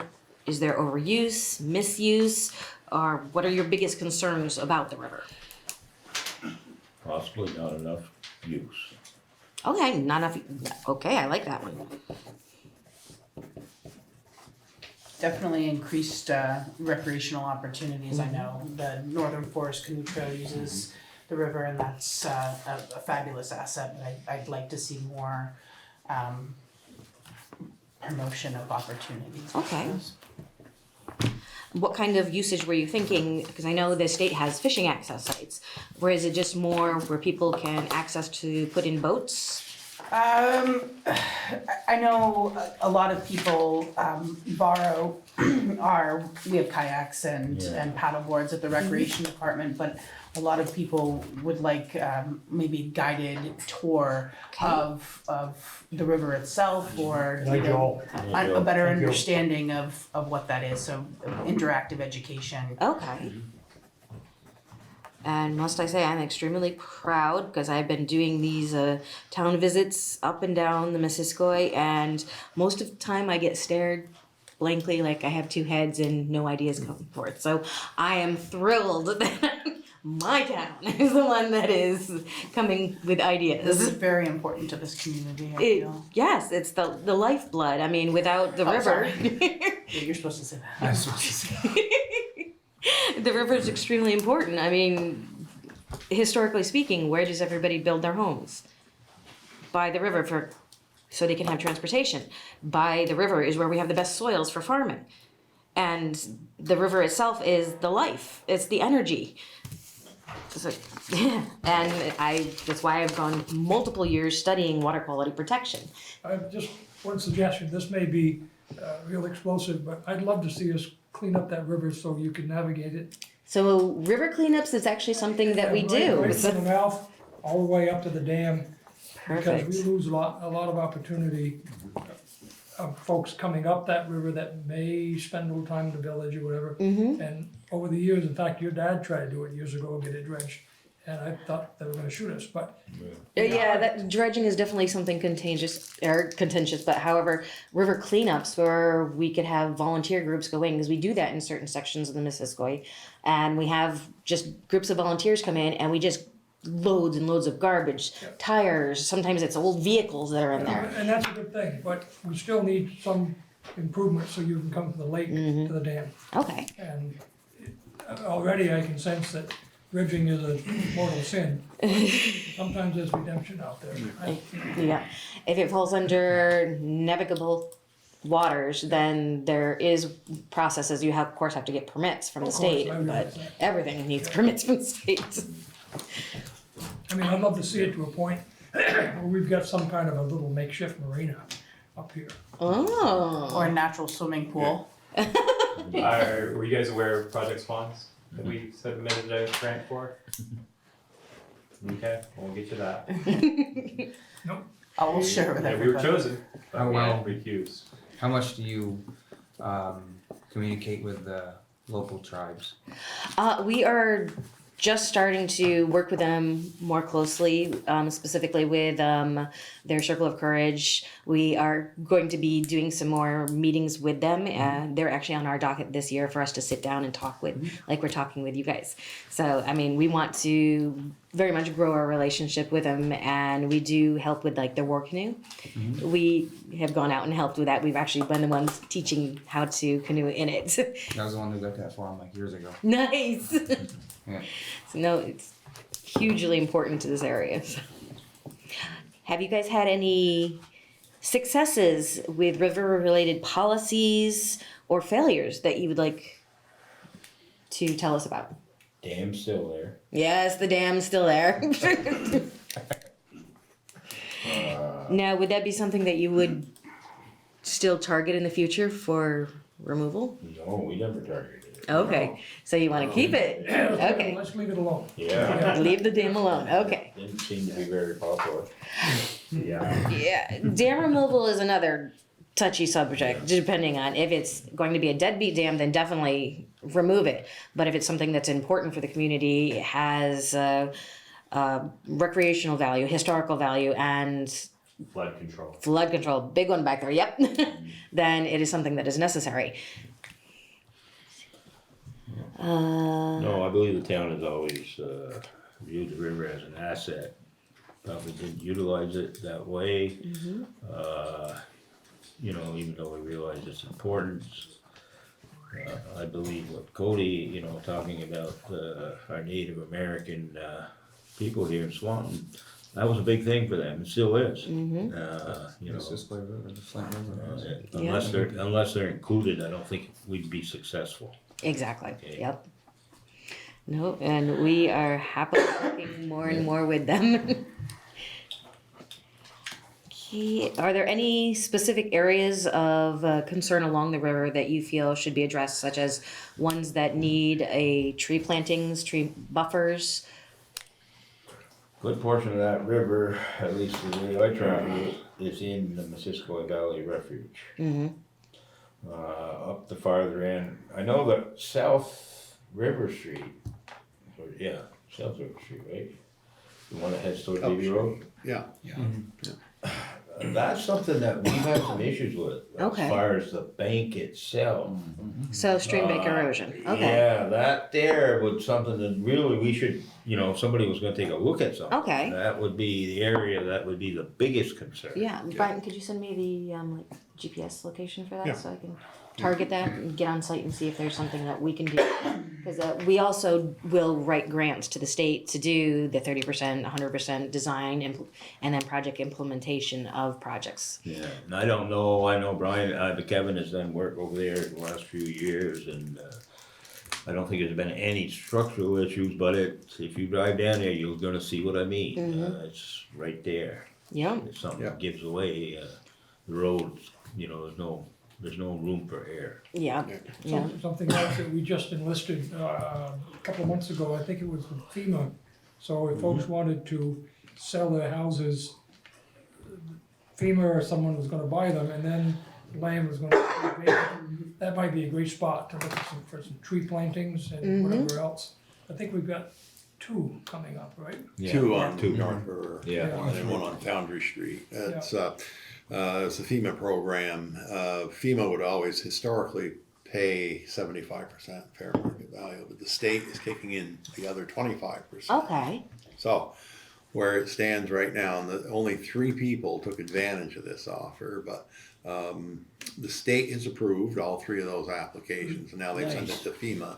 So now we wait And and wait. But that, we probably could use your help there, because Yes, if I definitely. understand that, we're gonna get the ownership, Right.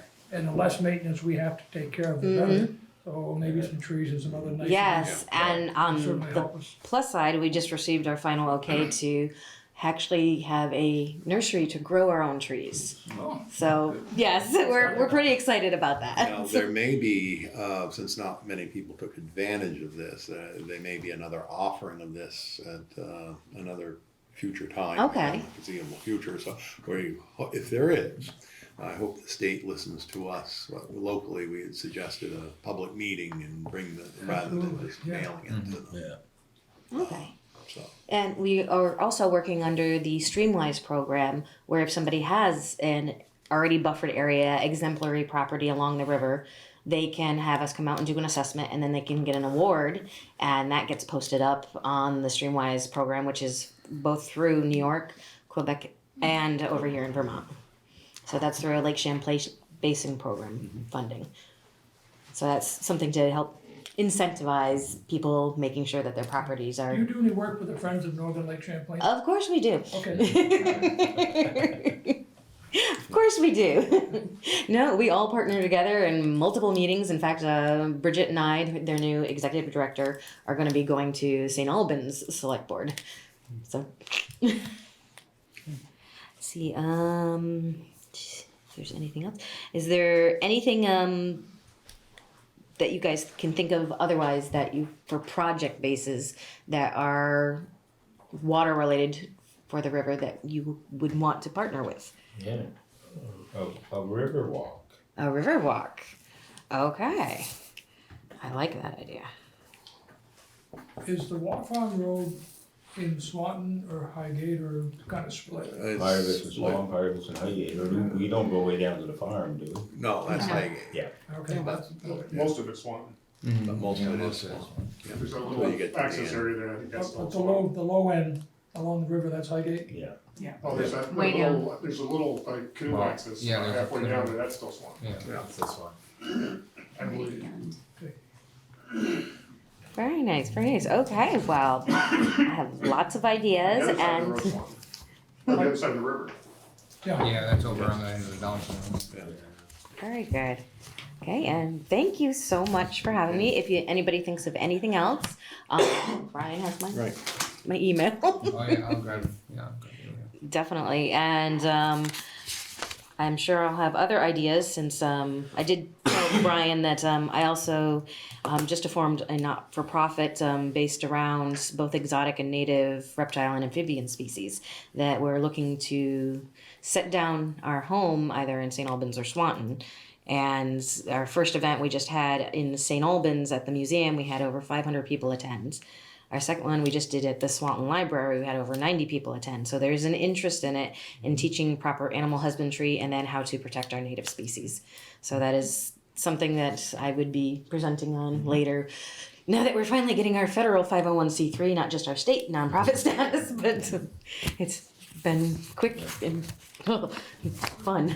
Well, we appreciate you coming, keep us informed, you know, we're excited to have somebody trying to do something for the river. Yep. Okay, thank Have a you. good night, thank you. Thank you. Thank you.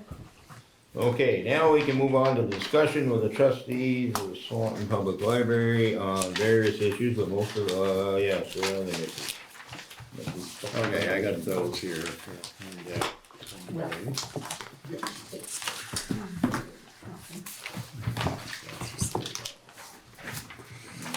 I always end up with more paper than I care to have. I ain't got it in this packet. No, it's, I got it someplace. It's a separate packet. It's a separate. You got this one, Right here. this only has to do with that, there's other issues. This one, this is, the top is the MOU that was signed. And then on the reverse side of this packet is the letter that was sent to, Becky outlining, the concerns of the board. On the back side. Then, we had a listing of the, Yeah, difference between Right. seed mark Yeah. and the state already. Okay, I know you guys have received the letter. The first thing on the issue was, general housekeeping and storage of materials throughout the building. Housekeeping, okay, precisely what was the problem? Brian, Okay, I just walked through there about a month ago. There's stuff being stored in the exit ways and the stairways. Yeah, that was temporary. Okay, it can never be there, ever. You're looking, it's gone. Yeah, I've okay. been through there too. Um, That landing is, we do keep a couple of things there. We keep free diapers from the NCSS, and we keep the state COVID supplies. But they're out of the way, there's a clear shot up and down those back stairs. Wait, Ryan, you went past the staff-only sign? Doesn't matter. Yeah, the exits have to be completely clear. It's in the event completely that- clear, Right, there's, because it may look like for one person to leave, it looks fine. If the building has to be evacuated and it's full, that's why it has to be completely clear. it's, That's all. How about the landing now? You just mentioned you're using it for some storage. Is that included, Brian? there's an alcove off the landing. Okay, yeah, well, I was talking in the original building, the exit out to First Street. Yeah, the back stairway. The front, no, it goes right out to First Street in the original Right, building. it's now a back stairway, it's not really used in the library, but it is clear, so if anybody Okay. needs to go down the stairs, Because there were and out, vacuum cleaners in there. they're fine. There, okay, and also the pull station there was blocked by the vacuum cleaners.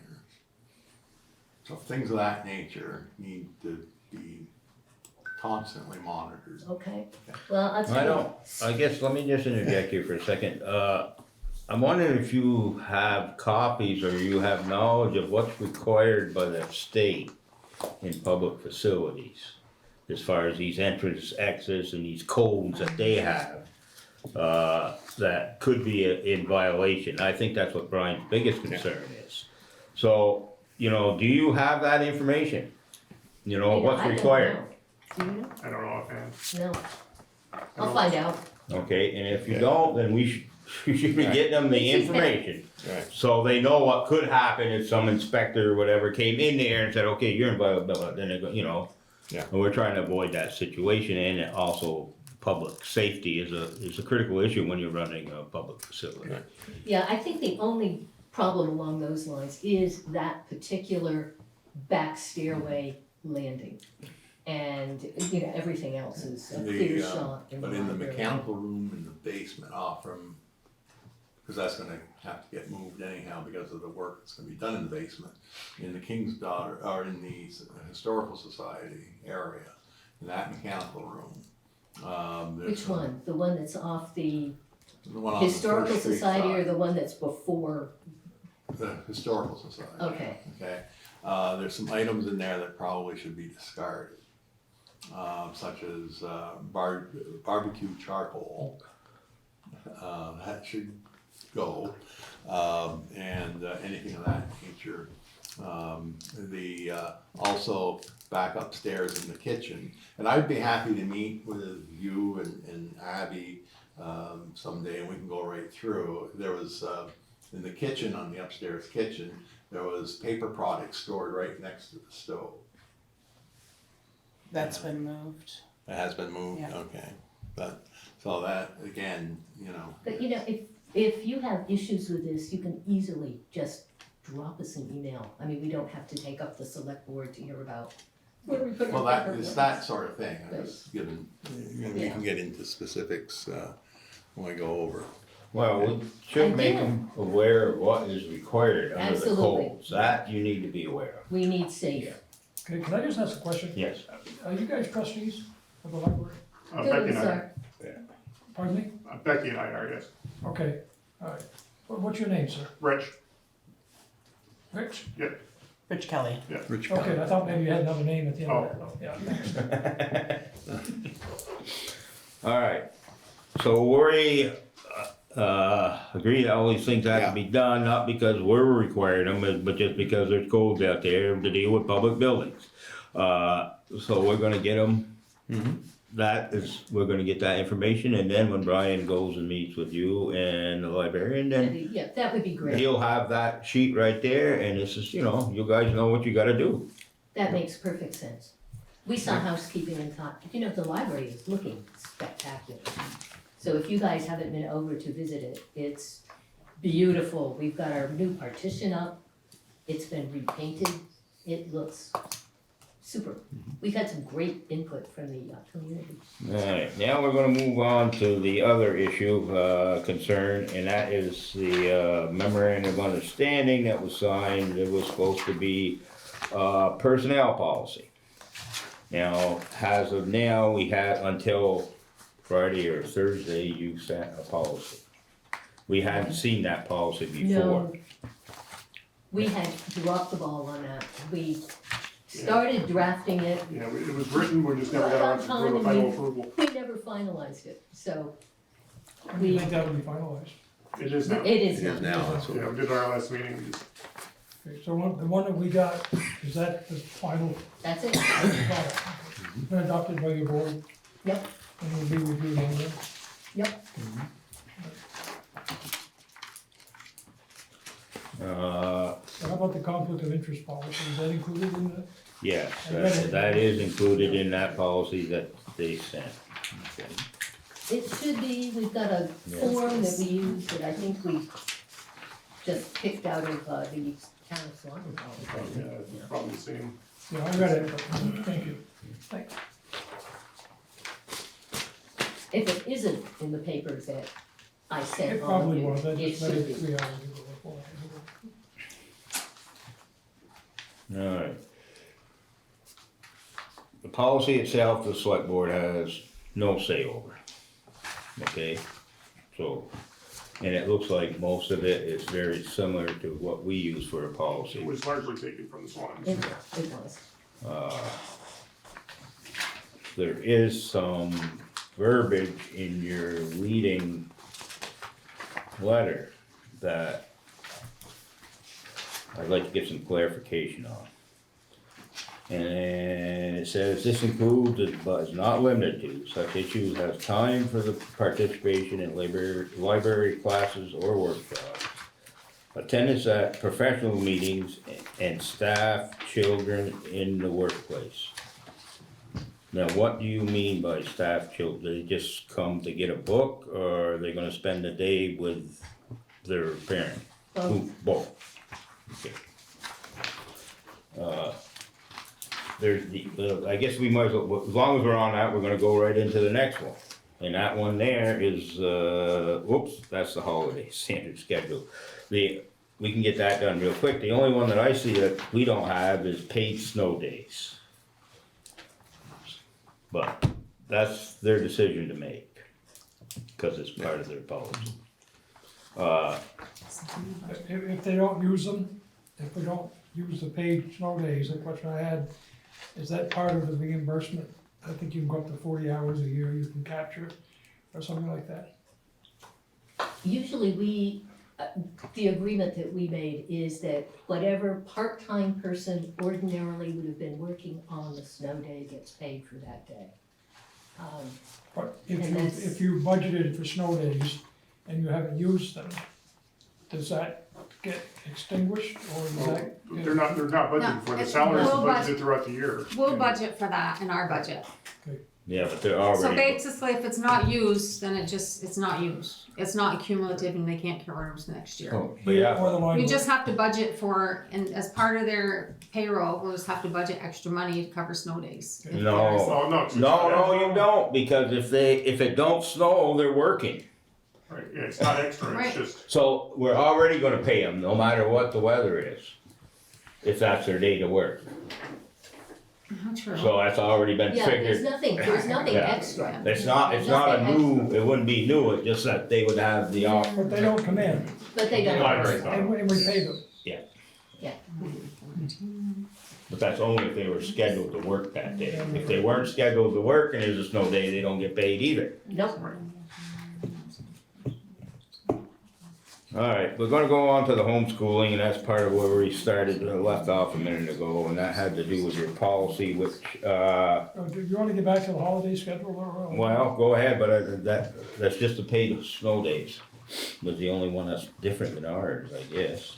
I thought So for the next- holidays, we give off Indigenous Peoples' Day, And you guys give off Good Friday, so we seem to come out even. You okay with that, right? Yeah, that's what we do. Like I say, we don't have any control over that. Right, yeah, You I know, realize that. okay, Don't like it, but I realize it. I know, you may not like it, but that's the way it is. I think we're very cooperative. Okay, now we're going on to what I was bringing up before with the staff and children in the workplace and then homeschooling and Yeah, I've got a question about this. Brian told us that we had had complaints, plural, about homeschooling going on in the library, but I never heard exactly what the complaint was. Was it, somebody felt that the staff wasn't paying adequate attention to the patrons, people weren't doing their jobs? What was the problem? well, first let me ask you, do you have employees that work and homeschool at the same time? Yeah, How many? 3, How often? Every day they're there? when they're there, yeah. Okay, all right. Then I guess the concern would be that it's not a typical thing that's done in the workplace. Can we ask one more? It's a typical thing that's. Wait a minute, you got one question more? I'd like to add one more question to your question. How much time does the staff spend homeschooling their kids in the library when we're paying them? I would say it's probably negligible. Usually a lot of this is done, since we've got 3 homeschoolers working at the library, we've brought in like 5 or 6 town homeschooling families that come in and have get-togethers and workshops and programs. And so But that's different. It's different. It's different, but it's not really different. Well, it is, because having somebody come into the library, I think is a great thing, and if it's part of their homeschooling, and they're coming in and to take advantage of our facilities, I think that's wonderful. We're talking about employees homeschooling their kids on your payroll. Let's focus on that for a few minutes. Don't envision this as people on the payroll who are taking time off from their job to sit there and teach their kids. What this really consists of is people who bring their kids to work with them and provide group tables where kids can do activities. And these can be used by the public and in fact are. But that's not homeschooling. Yes, it is. I mean, how would you define homeschooling? Because I actually have written 5 books on homeschooling. And there are a number of different ways in which homeschooling can be conducted. And there are people who homeschool in what's called school at home. So yeah, you sit there and you're a school teacher and, for several hours a day, you devote this to teaching. A lot of people don't do it that way. A lot of people, especially if you've got a creative take on this, it's a very child-led kind of thing, which is very appropriate in a library. And there are a lot of libraries that support staff kids at work who are being, actually what a lot of them call it is library schooled. When you said negligible, can you tell me what that means? Can you quantify that? Can I quantify it? Probably not. Suppose that there's absolutely nobody in the library and you're there with your kid. You probably do something to amuse them.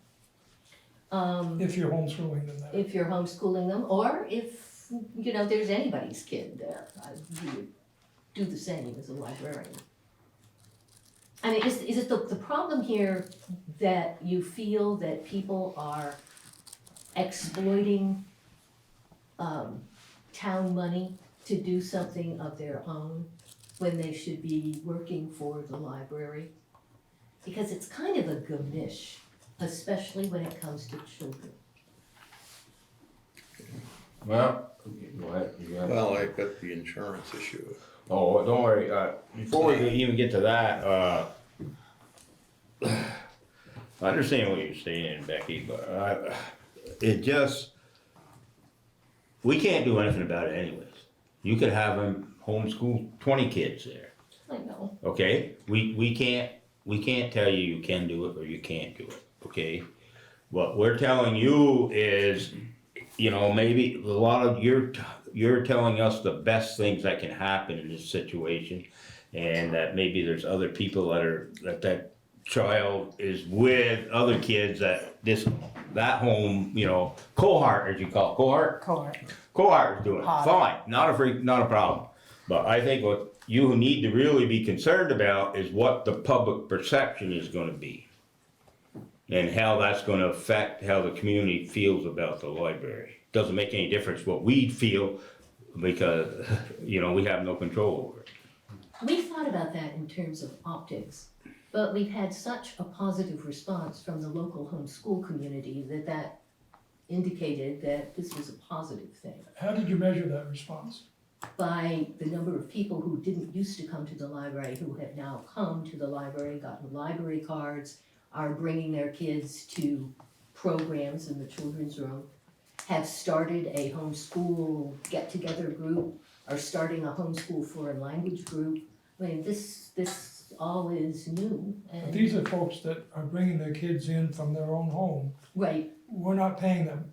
No, you're not. Okay, so I wanna, again, we're mixing all kinds of stuff together. Yeah. But it's also bringing people in from other communities, because there's groups from Fairfield, there's groups from St. Albans that are now paying to be patrons of the library, because non-residents are charged a fee, correct? Correct. For cards. So now they're not only bringing, you know, their community to our library, but they're also bringing their children to our community and using one of what I think is our most, you know, is a valuable asset. So it's generating more attention, interest to Swanton as a community in general, that's supporting, you know, our young people that may not thrive in a traditional educational environment. And we, except for whoever spoke with Brian, we have not had a single complaint. And of course, anybody is willing to come to the director or the library board and tell us if they've got a problem with this, and we can deal with it. Well, you know, if it's being done the way the only problem I have with it, and I think other people are gonna have the same problem, is, you know, a library employee shouldn't have that kind of advantage over somebody else. Now, if you've got people coming in there from the outside that are bringing kids and they're doing educational things there as part of their homeschooling program, and the employees' children are part of that group, I don't see any issues there. But if it's gonna be a one-on-one thing, I think there's gonna be some concerns in the community, and you guys are gonna have to deal with it, okay? And- We're not gonna be dealing with it, That's fine. okay? And the That's fine. other issue too, that I wanna make sure you've thought of this, and I don't know if it makes any difference or not, but is the insurance issue. You know, if a parent is an employee and brings their child to that for homeschooling, is the liability coverage you got still covering? They're Yes. library patrons, they're. Yeah, What? they're like, I got the answer. I talked with the insurance company. No, with that, have you got that in writing? have we got it in writing Yeah. that a library staff's child is different from another child patron? Yes, exactly. I'm not telling you if they're different, I'm just telling you, you better make sure that it's the same, that the coverage is there. Brian did some homework. Wait a minute, hold on, Brian? First of all, the liability insurance on the library is under the town's policy. So I called Passett, the town's insurance company today. Spoke to an underwriter and I explained the situation. Any child going to the library is a library patron with his or her parent is covered as a patron. But when it's an employee child that's there in this situation, the underwriter said that she did not know. It's a very unique situation, and they're having a meeting with the underwriters tomorrow morning to discuss it. You may not have liability coverage for that child. I would bet that we do, because it's not a unique situation for libraries. She said that she's never heard of a library doing this. Well, I've heard of several, Well, and right maybe the in insurance company Vermont. doesn't know it. Well, I can ask them This how. insurance company insures most of the municipalities in the state. Well, I know Kellogg Hubbard allows this, South Burlington Library. I can find out. Do they have employees bringing their kids to? Yep, a lot of libraries do. And teaching them, like we're doing? I told you it's called, some of them call it library school. But, you know, libraries really are in a unique position to really advantage working mothers. You know, this is, you know, our people do a lot of work, and we've got a wonderful team at the library. And I'm thrilled that we can support them to this extent. I understand what you're saying, but we're talking about a specific issue here. And because this insurance could have an effect on the town, and I agree with you, it should be covered, but I wanna make sure it is, and I think that it's important that the board knows that. Then, you know, at least we don't have to worry about that, you know, and then you can deal with the rest of the issues because it's your decision to make. Okay, well, let us know what you find out, Brian, Yeah. but I can also find out how they deal with this at other state libraries who have employees who bring their kids to work every day. Yeah. For the purpose of school, homeschooling. Yeah. Okay. But it's also, is the way the library may be structured. Libraries in other communities may not be a municipal department. It is here now. Most of the ones in Vermont are. I think, yeah. Probably But aren't they all under the guidelines of the Vermont State Department of Libraries, regardless of which municipality they fall Depends under? who owns the building. Well, it depends who owns the library organization. The building can be, the building's a structure. All the community No, owns the building. The building, the town of Swanton owns that building. Right. Okay, town of Swanton is insuring that building, and it's liable for what goes on in that building. Doesn't matter who's running the library, it's our insurance. Yeah. There's the, you know, the difficult part of that. And, you know, as a town, we are an easy target to hit. If something was, you know, and it could be a minor thing, but we've dealt with that kind of stuff in other issues, other places, so we need to make sure that the coverage is there. But if she calls tomorrow and says it is, Yeah. I will request it in writing. Yep. So when we have it, I look forward to talking to you. Sure, you could also find out if there's some kind of waiver that we could get that releases the town from this problem for these 3 kids. I doubt that there is But- personally. You don't waive off on insurance policy. Well, I would be astonished if an employee's kid was treated differently from anybody else's kid in terms of liability insurance, but we'll find out. We will. One other issue while you're here, and I think you've got a pretty good idea that you got some significant problems in that building that have to be addressed. And as well, with everything else, it comes down to money. Has anybody looked up, I was just researching construction and building improvement grants for libraries in the state of Vermont. Well, we probably will have to look into some of that, but my question is specific towards the endowments. How much money does the library have? And this might be a good time to spend some of that money. The building needs to be taken care of. We wanna make it as easy on the taxpayers as we can. We're running out of ARPA money. There's a lot of other things going on in Swanton that people want, and we're trying to keep a balance here. So anything you can bring to the table is gonna make our job easier to get this done, and it needs to be done. I absolutely agree. Of course, we'll have to take that Yeah, to once we the get board. once we get the proposals and we know what the numbers are, we can have the discussion. Right. Yeah, And all we right. have- we have to- Well, I'm just planting the seed because, I think it's in the MOU that we will split major expenses. Okay. How much is the endowment fund? I don't know exactly, there's 2 of them, right? Yeah, there's 2 of them. 500 or so, Yeah, I can look it up for you, Ballpark, yeah. Steve. 500,000? somewhere in that ballpark, I think, but I don't know the number. Who manages that for you? CFSG. So, as you know, I'm managing endowments, and we talked about this a while ago. is, the endowment is used for operating budget, right? That's part of it? Some parts of it. Parts of It it. depends, not usually. Not usually, Well, we use it for collections and a few other things here and there. Mostly we use it for collections and programs. but it doesn't buy down the budget and the budget at all. A little bit. Well, yeah, It does. yeah, So as you know, if you completely every year tap into the endowment, it can't accrue significantly. So if we wanted to, use the endowment as a tool to lessen these big expenses for capital improvements like every 15, 20 years or something like that, it needs to accrue.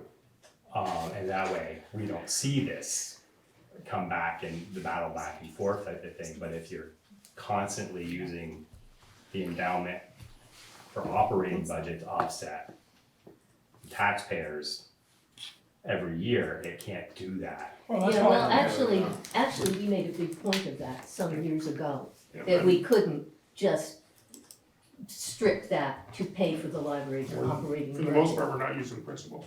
But we're not, no. The But reason it's there for this Yeah. The reason. reason I asked who managed it, because you should be building that, who's ever managing your investments, those investments should be growing. And so when David said, he mentioned accrue, that means you're adding to it each year, hopefully. That's why I asked who's managing it. And then do you have any policies in place that says we're gonna spend just the income and no more than, or 25% of the income or anything like that? Where you have collars around how you administer. Yeah, there's a financial policy somewhere, I don't have it. Yeah, I mean, what we do, we spend the income each year. All of it? Yep. Okay, so your policy would allow you to do that then? Yep, Must. and our policy, I would have to look at our policies, because one of the endowments restricts what we can spend it on. But I think the other one, we've got a free rein. One of them, I'm pretty sure it restricted us to books and, that sort of thing. All right, well, we need to know that too, because, like I say, we're gonna have to put a packet together. Yeah, And, if you know about library grants, start working on them, I would okay? do that. If You know. it's, if none of you is eager to write a grant, Because I can- I'll see what I can find. I can easily see this being $250,000 by the time we get done. This thing, depending on what they do, Yeah. there's a couple approaches that would keep it simple. Yeah, well, I gotta wait till see what he brings back, and then we're gonna have a discussion further on it, but it ain't gonna be cheap. Oh, you said that. I Several thought- times. I thought there was nothing I could hate more than the library elevator. But now the attic is like right up there. I think. Well, just want you guys to know that, we have some concerns about some things, the homeschooling issue, I hope it doesn't blow up. I hope, that everybody feels the way you say they do. Because I don't want controversy. I think you guys are doing a good job at the library. It's getting more use, and it's something that is an asset for the community, and I'd like to see it be more of an asset. But we've gotta take care of that structure, and this board is committed, I don't care what happened in the past, we're gonna get it done. And, but we do expect help from you. I think that's in our MOU specifically. Okay. is that All right. Future unexpected things. Absolutely, we will do everything we can, and we love your support. Okay. All right. Well, it went better than I thought. Just one other thing. Me too. Okay, Steve. One other thing, I've watched the library grow over the years, you're doing a fantastic job. It came from something that was not any reflection of what you're doing now, you're doing a good job. I'll step off the select board right now, and as a taxpayer, I'd like you to discontinue this homeschooling thing. I'll report back. Yep, I would like to see you stop it, but now I'll put my select board hat back on. Okay, Steve, All right, well, thank you guys. thank you so much. All right, we're gonna go to community and economic development, and maybe there was something. Small Business Saturday. Small business Saturday, yep. Okay, so. Well, it was discussed at the opening part of the meeting, and I don't know if everybody's in agreement. I think that we should try to get that. I'll get the email to Brian, and Christina can take a look at that. Proclamation. Yep. And then if anybody's got any good thoughts of what we can put on the sign in the park. So I would touch base with the Swanton Enhancement Project Economic Development Committee, as they are working with local business owners, especially here in the Merchants Row, on what their plan is for Small Business Saturday. And I know they're gonna come together and try and promote business during that time with door prizes and raffles and some so on and so forth. So I would touch base with them. I believe Darcy Benoit might be a great contact to do so. Darcy Benoit. Correct. Okay, yeah, maybe we coordinate our efforts with theirs, so we get more promotion for Swan. Yep. Alright, now, has anybody else got any comments on that? And I guess you could ask, Miss Benoit what she might wanna see on the sign.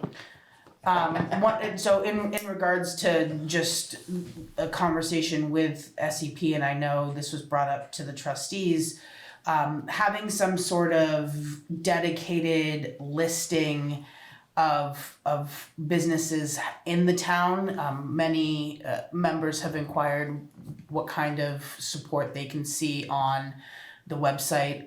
Well, we do have a Chamber of Commerce. They had inquired just about a general business listing on the town website under, like a separate page, just so if somebody were coming to the community, that they would see, if you're looking for retail, X, Y, and Z is retail. If you're looking for food and beverage, X, Y, and Z is food and beverage, or lodging, or other types of services within the community. Is that something that the town's website, it's not an issue, any legal issues there with? No, you're just putting down the name. And Name of the maybe business, address. not advertising. Or, right, name and maybe contact information or address of some Address, kind. phone number, whatever, yeah, that's just. Now, I know the chamber has one started, but I do believe there is more businesses that are involved with the Chamber of Commerce in the community that should be represented. Yeah, the chamber used to have a whole list, there's some So- 300 or so businesses, actually. There's quite a bit, especially if you go to the Secretary of State, there's an extensive list of Well, we businesses. recommend we get the list from the Chamber of Commerce. Would maybe a good place to start, but I don't think it's an exhaustive list by any means. And it may take, before we have a full list, more research. We can also see what the listers may have, because every business has to file an Personal equipment, personal property. Yeah. So we'll see what they got for a business list.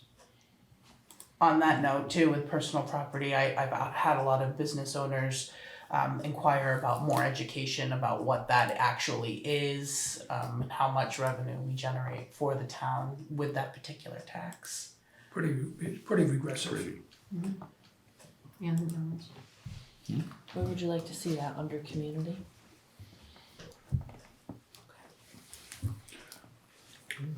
Alright, I think that's so, probably the best we'll one have a for it. meeting before, on the 17th, so maybe you could do a presentation of what you come up with for Small Business Saturday. Well, we gotta get the right month, first of all. No, that's October. Ooh, Kathy. The months are flying right by. Can't even keep up with the calendar anymore. So we're on the 8th, no, yeah, we're gonna meet on the 22nd, 21st, so it will be before.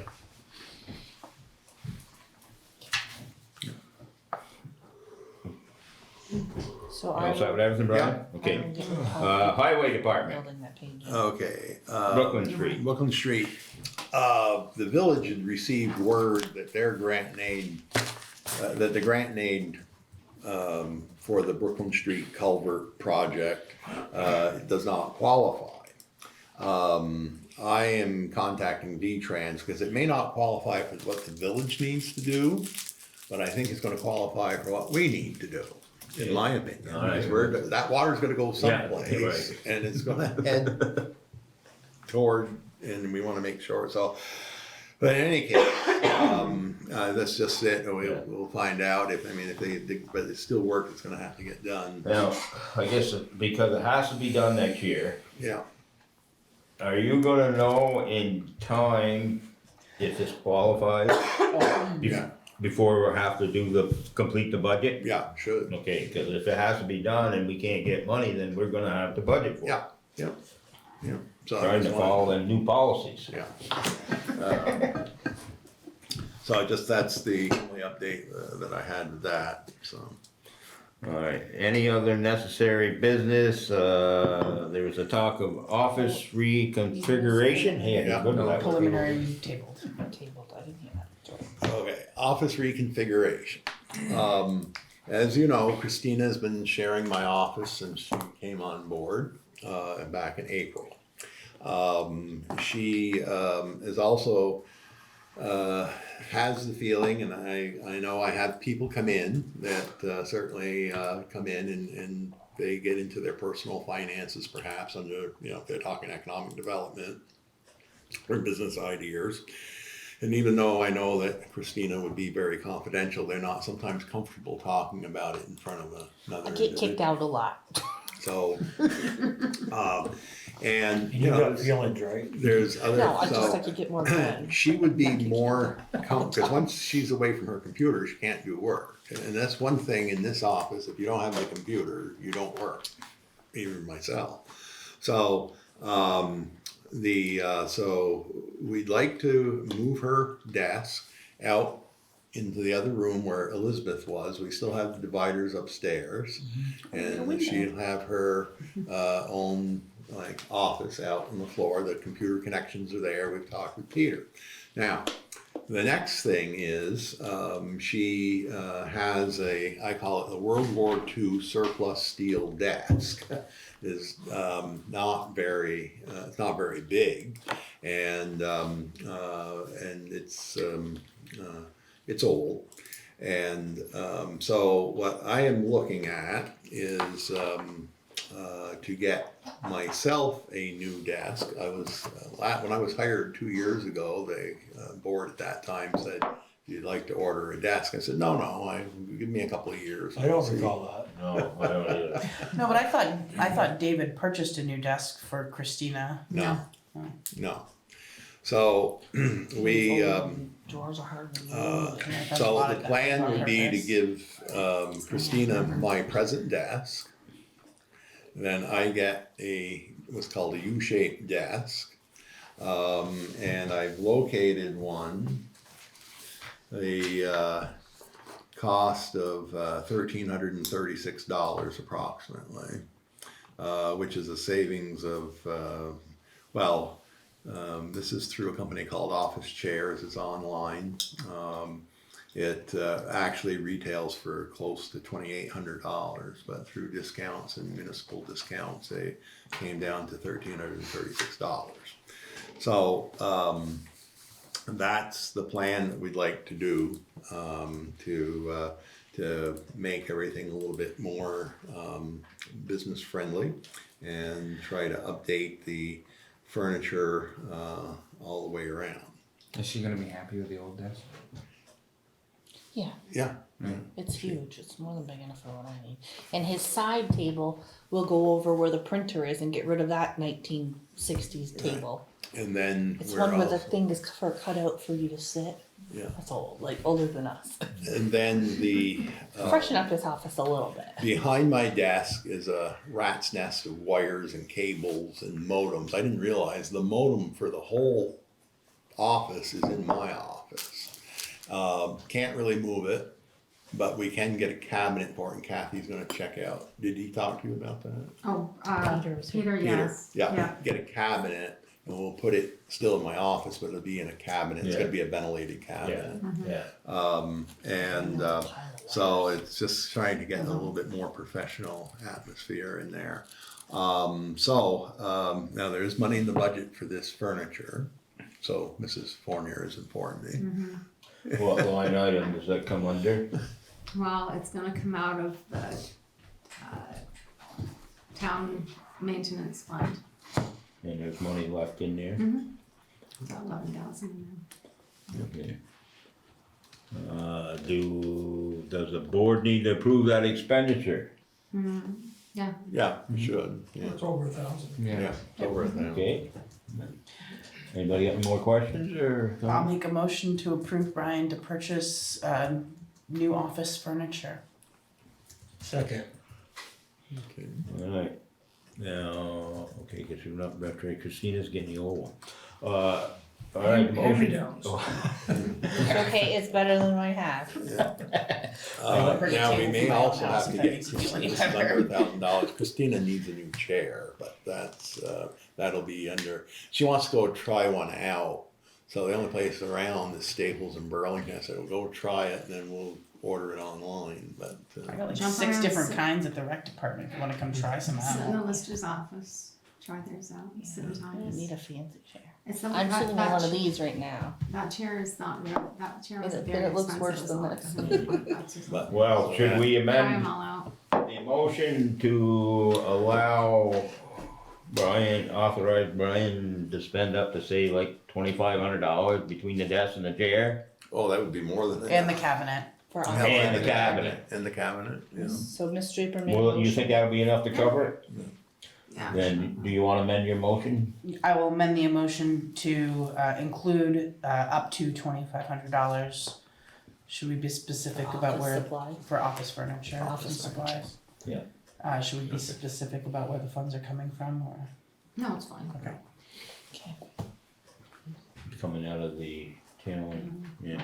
Did you wanna, you seconded the last? No. So we got it made Got it. and seconded, so once again, I'll ask, any more comments? Okay, all those in favor? Alright, Motion carried. Now we have, Thank you. other things, we got the appointing attorney for the tax collector. Betty Cheney, the tax collector, was in today, and she asked me to get if, she has tax sale accounts to turn over to an attorney, so they can proceed with the tax sale. There's some 20 different, taxpayers here, and she'd like to have Von Como do that work. So she's just, I guess, she has to get your approval for that. Is there any discussion? Is there any consideration for our, Vaughn's up in Enosburg, isn't he? Yeah. Any consideration for our local attorneys? That they might they might have an interest in it? I don't know, who's done them in the past?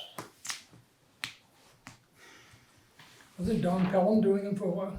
He's not, yeah, he was doing it for a while, he doesn't practice anymore. Yeah, Vaughn's done them for the past 3 years, I think. 3 years? okay, as long as we treat them all fairly. Yeah. Well, I don't know if that's something that has to, I don't have to go out for, we don't have to request, you don't No. request no proposal on that, no, No. that's a No. professional thing, even if says we don't have to do that. Right. So I guess it's up to you guys, if you're okay with it, then make a motion. I'll move. I'll second. Alright, all those in favor that Mr. Como, Von Como. Von Como. Von Como, be the attorney to handle the tax sales transactions? All those in favor? Aye. Alright, motion carried. Now we have adjustments to the minute you were talking about, Kathy? Yes, because December 20th. December 20th, we've had discussion about, I'll find it here. Oh, was it you? These ones? Oh, yeah, so you can't even say a word of it. So right here. For the Oh, right Alliance on the front, Mechanical. on the Alliance Mechanical for the furnaces, the bids were opened and you approved the bids and but there was never a motion to take the money out of the ARPA funds. So the motion needs to be amended to approve going with Alliance Mechanical to have the Money. Money coming out of the out ARPA of- funds. approved mechanical.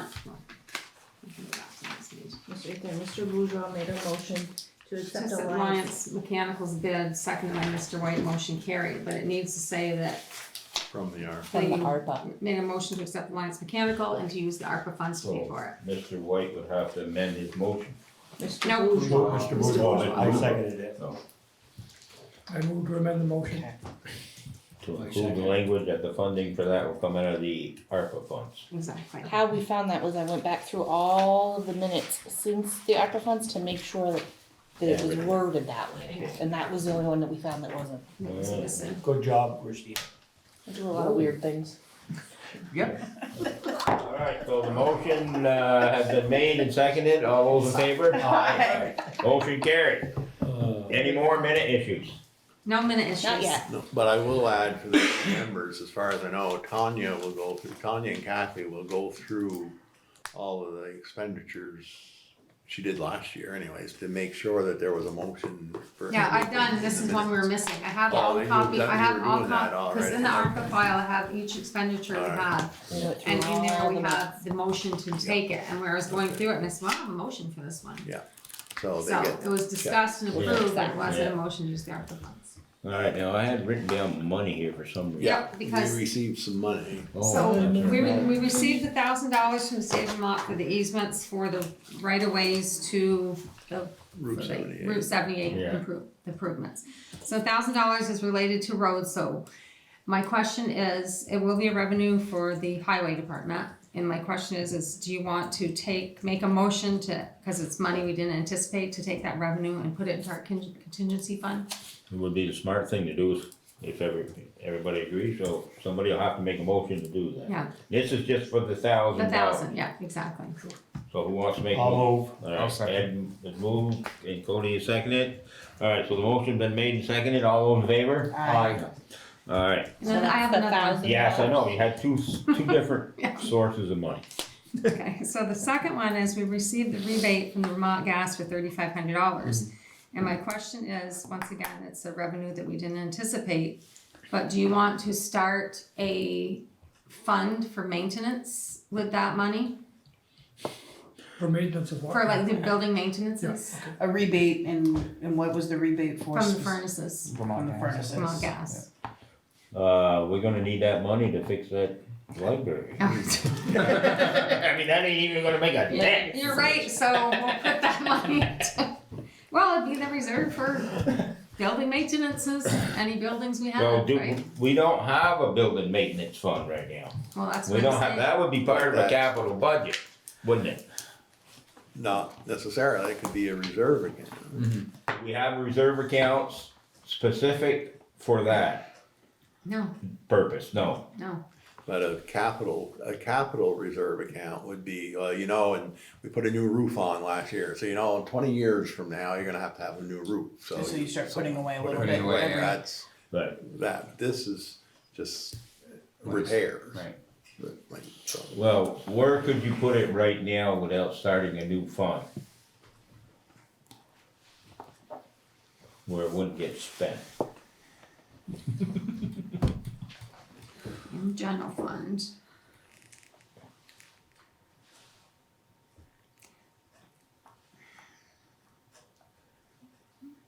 We'll just keep it in the general fund. Earmarked for library. Cause my accounts I have don't fit that. Okay, so if we, Because I mean, we have economic development, we have reappraisal, we have the digitize, we have the, restoration, the health, we have everything but that. Something that we can, just a place to put it. I mean, is it simple? I mean, if the board makes a motion, we're gonna have a reserve account and this 3,500 is gonna go there and that money is gonna be used for the repairs of the library. Can you do that? We can earmark, or that money, it can stay in the general fund, we just earmark $3,500 is gonna be going to those Going to the repairs. in the repairs. future. So we don't have to start a separate fund? No, you don't have to. It stays there, but that's where it's gonna go. Sounds like the way to do it, just do it that way, but be here. So we'll make a motion to that effect, I'll make a motion to use the 3,500 in the general earmark for. earmark For library repairs. I'll second. Okay, motion been made and seconded, all those in favor? Aye. Motion carried, That was in it. and we're down to money issues. Done with money issues. What? much. Alright, we got public comment again. Good? I'm good. Thanks for coming. Yeah. Just spectating. Well, at some point in time, I'm gonna ask you, what do you think? But not tonight. I'll keep the swearing to a minimum. Okay. Alright, then we'll move on to upcoming event, oh, wait a minute now, I just have, go ahead, I have a question. no, go ahead, Steve. And I wanna go back to this, hiring Mr. Como. I think he's a great guy, he does a good job. But I'm not sure I asked enough questions, and I'd like to ask a couple, or the issue may be dead, it's up to you. Well, the issue, I guess, we made the motion and approved it. I don't know if we would change it, I don't know, what do the other board members think? No, I don't Are you gonna bring up something you don't feel he's capable of doing? No, I Okay. wanna talk about process. Oh, process, okay, Yeah, alright, he's very capable, he's very capable. okay. How much do we pay the attorney that does our legal work for tax collection? That, actually, we don't pay them anything. Their fees come from the sale when there's a tax sale. Okay, but they still So get a fee. what happened, well, they have to, they don't, nobody does it free. No. So basically, cause it entails a lot of work, and that's why there's not a lot of attorneys who wanna do it, cause a lot of them, they're small amounts, they do the research, they have to come and do a title search on each one before they can put it I up for understand tax how it sale. works, yeah. And do the work, so they do bill for their expenses, which we do pay, we historically have done that, but when the property goes up for tax sale, or we collect the taxes, the delinquent taxes, that money is also collected to reimburse us for those expenses, so it's not really, doesn't cost Well, the town. Okay, let me ask the Yep. question differently. Okay. How much does he receive for performing these duties for the town? Historically? Yeah. Maybe $400 or $500. That's it for the whole year? Well, it's only once a year, maybe every other year. Okay. And basically, he gets the title work done, prepares the notice of tax sale, and he attends the tax sale, and then it's done. So he bills for his time in the title search. So, but during the year, we don't pay him any money, it's Okay. just for the tax, not like a retainer or anything for him, it's just when he does the work for the tax sale. Okay, that quantifies it for me, and I feel a lot better because we want, for a lot of reasons. Yeah. And does our tax collector work for Vaughn? Yep, she does now, for a year. Okay. Is that a conflict of interest? I mean, I value what Betty says. She making a recommendation, it's a small piddly amount of money. He's did it before he worked for her, so it's not like he's getting work Okay. because she works for him now. He's done the work for 4 years, maybe 4 years now. Tax- Catherine, you have a copy of those properties that are going up for tax sale? Yeah, on my desk. Okay. And when is that gonna be? It should be coming soon because actually, so the process happens, they do the work, he sends a letter to all the people who are going up for tax sale, letting them know that there's gonna be a tax sale on a certain date and time, and they have to a certain time to pay their delinquent taxes and the fees. And if they come in and pay, then the tax sale doesn't go through, but if they don't pay, then the tax sale goes through. Gotcha. So I know that letters have gone out, cause we've had a couple of people come in and meet with Betty and pay, so, Now, at some point in time, Betty will come and notify the select board that there's a tax sale taking place too, doesn't the tax collector normally do that? we'll get there'll be a notice, it's here at the office. I thought she was here the last one time, the last She might tax sale. have. She did come She before did us, come, I think, last time. Okay. But it's not required, No, but it's nice to know. yeah.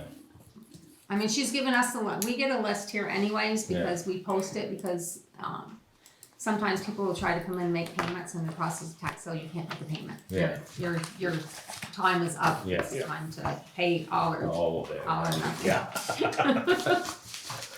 All right, then we'll get back to upcoming event. Did I answer your question, Steve? Yeah, thank you. I Okay. just had some Yep. questions about the process.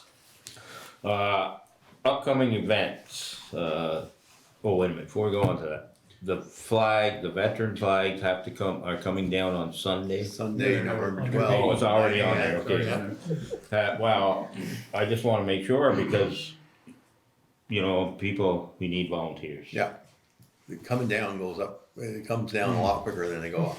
Well, I didn't think it was going up was that big of a deal, but you gotta roll them things back up, tie the thing around, and you gotta carry them all upstairs. Yeah. It'll be alright. Are you gonna be here? Is it Sunday the 12th? Probably. Okay. Alright, upcoming events, Veteran Day holiday, and that's Friday, this Friday, November 10th, and the office, both town and highway, general and highway will be closed, right? Everybody's, no, Yeah. nothing. Right. Alright, in honor of our veterans. Alright, then the flag, veteran flag takedown is Sunday, November 12th at 9 AM. Anyone who would like to volunteer is more than welcome. It's, it is work, serious work, but, you get to visit with a lot of, Swanton icons. We had Bruce And the Balding there. The weather forecast says it's just Yes. gonna be cloudy. Yes. So we should be alright. And it'll be a little on the cool side, so that'll make you work harder. And okay, our next event is gonna be the following Monday. That's a joint meeting with the village trustees at, on Monday, November 13th at 6 PM at the village complex. And it will be on Teams Zoom, not the town Zoom. What's the topic? The topics are going to be the police proposal. Oh, okay. And, a Exit 29. discussion with them about the, local sales tax. Okay, the next event, boy, we got a lot going on for November. Planning Commission will be on Wednesday the 15th, that's next week, at 6:30 PM at the town offices. After that, on Thursday, the 16th, is the DRB, Development Review Board. And that one there starts at 6 o'clock here at the town offices. Then there'll be our regular scheduled selected board meeting on Tuesday, November 21st at 6 PM here at the town offices, and this will be Zoom. Thanksgiving holiday, we will be closed Thursday and Friday, November 23rd and 24th. And that's so we can give all our employees adequate time to shop local. And I hope they do. Nice plug. Joint meeting, and the final thing is another meeting with the trustees, and this is gonna be Monday the 27th. And this one here is gonna be at the village complex too, and that, of course, will be on their teams. And this meeting here has to do with exit 21 and what the state, are they bringing a proposal or just various options? Public hearing, public hearing. mother, public informational hearing. Okay, so this is a public informational hearing, so the public should be there. And I hope you show up, because these things are critical. Make sure you say it's at 7. Yes, and that meeting on the 27th with the trustees and the agency of transportation concerning exit 21 starts at 7 PM. And that's it. Can I also add just, there will be a Run, Honor, Belong, Wear Blue, Run to Remember on Saturday the 11th at 9 AM. It's a circle of remembrance and a 5K walk for Veterans Day, organized by a local community member, free to everyone who's interested. Please show up. Where does it start? Marble Mill Park. And then also on Saturday, if you're available, the Chamber of Commerce is looking for volunteers to help them decorate the village green for the holidays. So lots of opportunities to be engaged in the community this weekend. There's a hunter's breakfast too, at the parish. Yes, it's on the website and the site. It's on the website. Is this a thing where they accept donations, or rather than a fee, or just, I'm talking about the walk? The walk, nope, it's free to everybody So, there. okay, all right, thanks.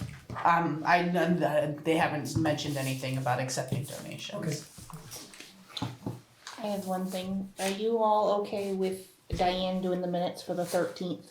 So that I don't have 3 meetings next week? No, we just got you a new desk.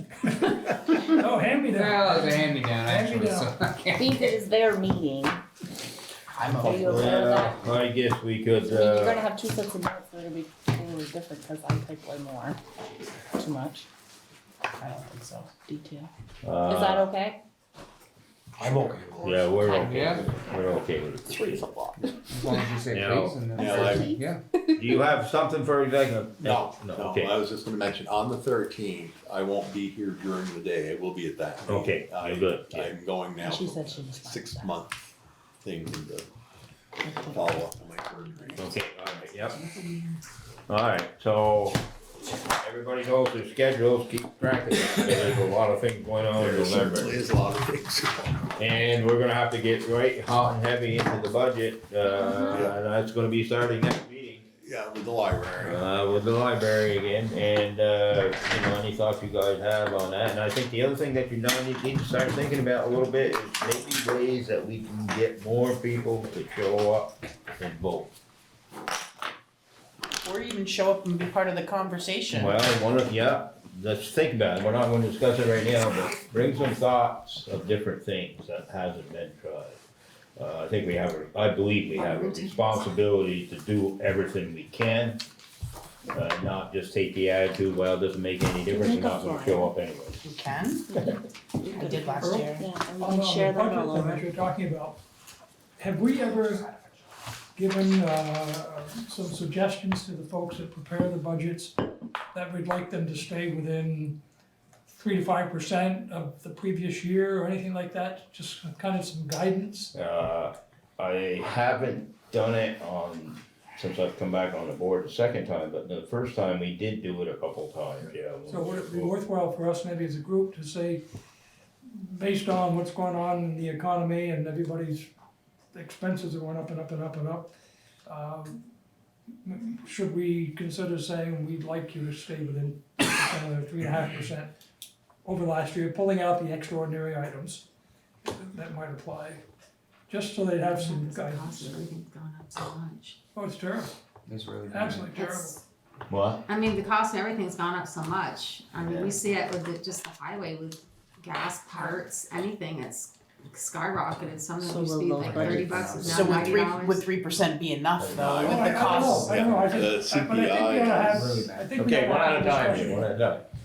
I think we ought to have the discussion, 3% may not be enough, maybe it's 5, but it gives them something to operate within, there's a ceiling there. So maybe we should talk about it as a group before we peddle it out. Right, well, the thing is everyone, all of our people who could bring budgets to us of other things out of their control, I feel do their best to keep it down. Well, I agree, They work yeah. very hard to try and keep that money down. Using duct tape and zip ties over here. Well, the only thing I can say is that, you know, at this point in the game, it might be kind of late. If we'd have done this in the 1st of October, saying, you know, we're looking at we'd like to see if everybody can try to keep expenses under control, because, you know, we had a big increase last year in the budget. We have all these other needs, and some of them are gonna have to get addressed. So we know we got those costs coming, you know, could you please, you know, consider, you know, keeping that budget a little bit tighter, maybe not, but that, like Kathy says, a lot of people aren't overspending for sure intentionally. No, I think they're very judicious, I Yeah. think they do a good job, but So I don't know if it would change things a lot, but we're late doing it right yeah, I now. see where this is going, so all right. Okay, does anybody else have anything? I make a motion to adjourn. Second. Motion's been made and seconded, all those in favor? Aye. All right. Seconded it.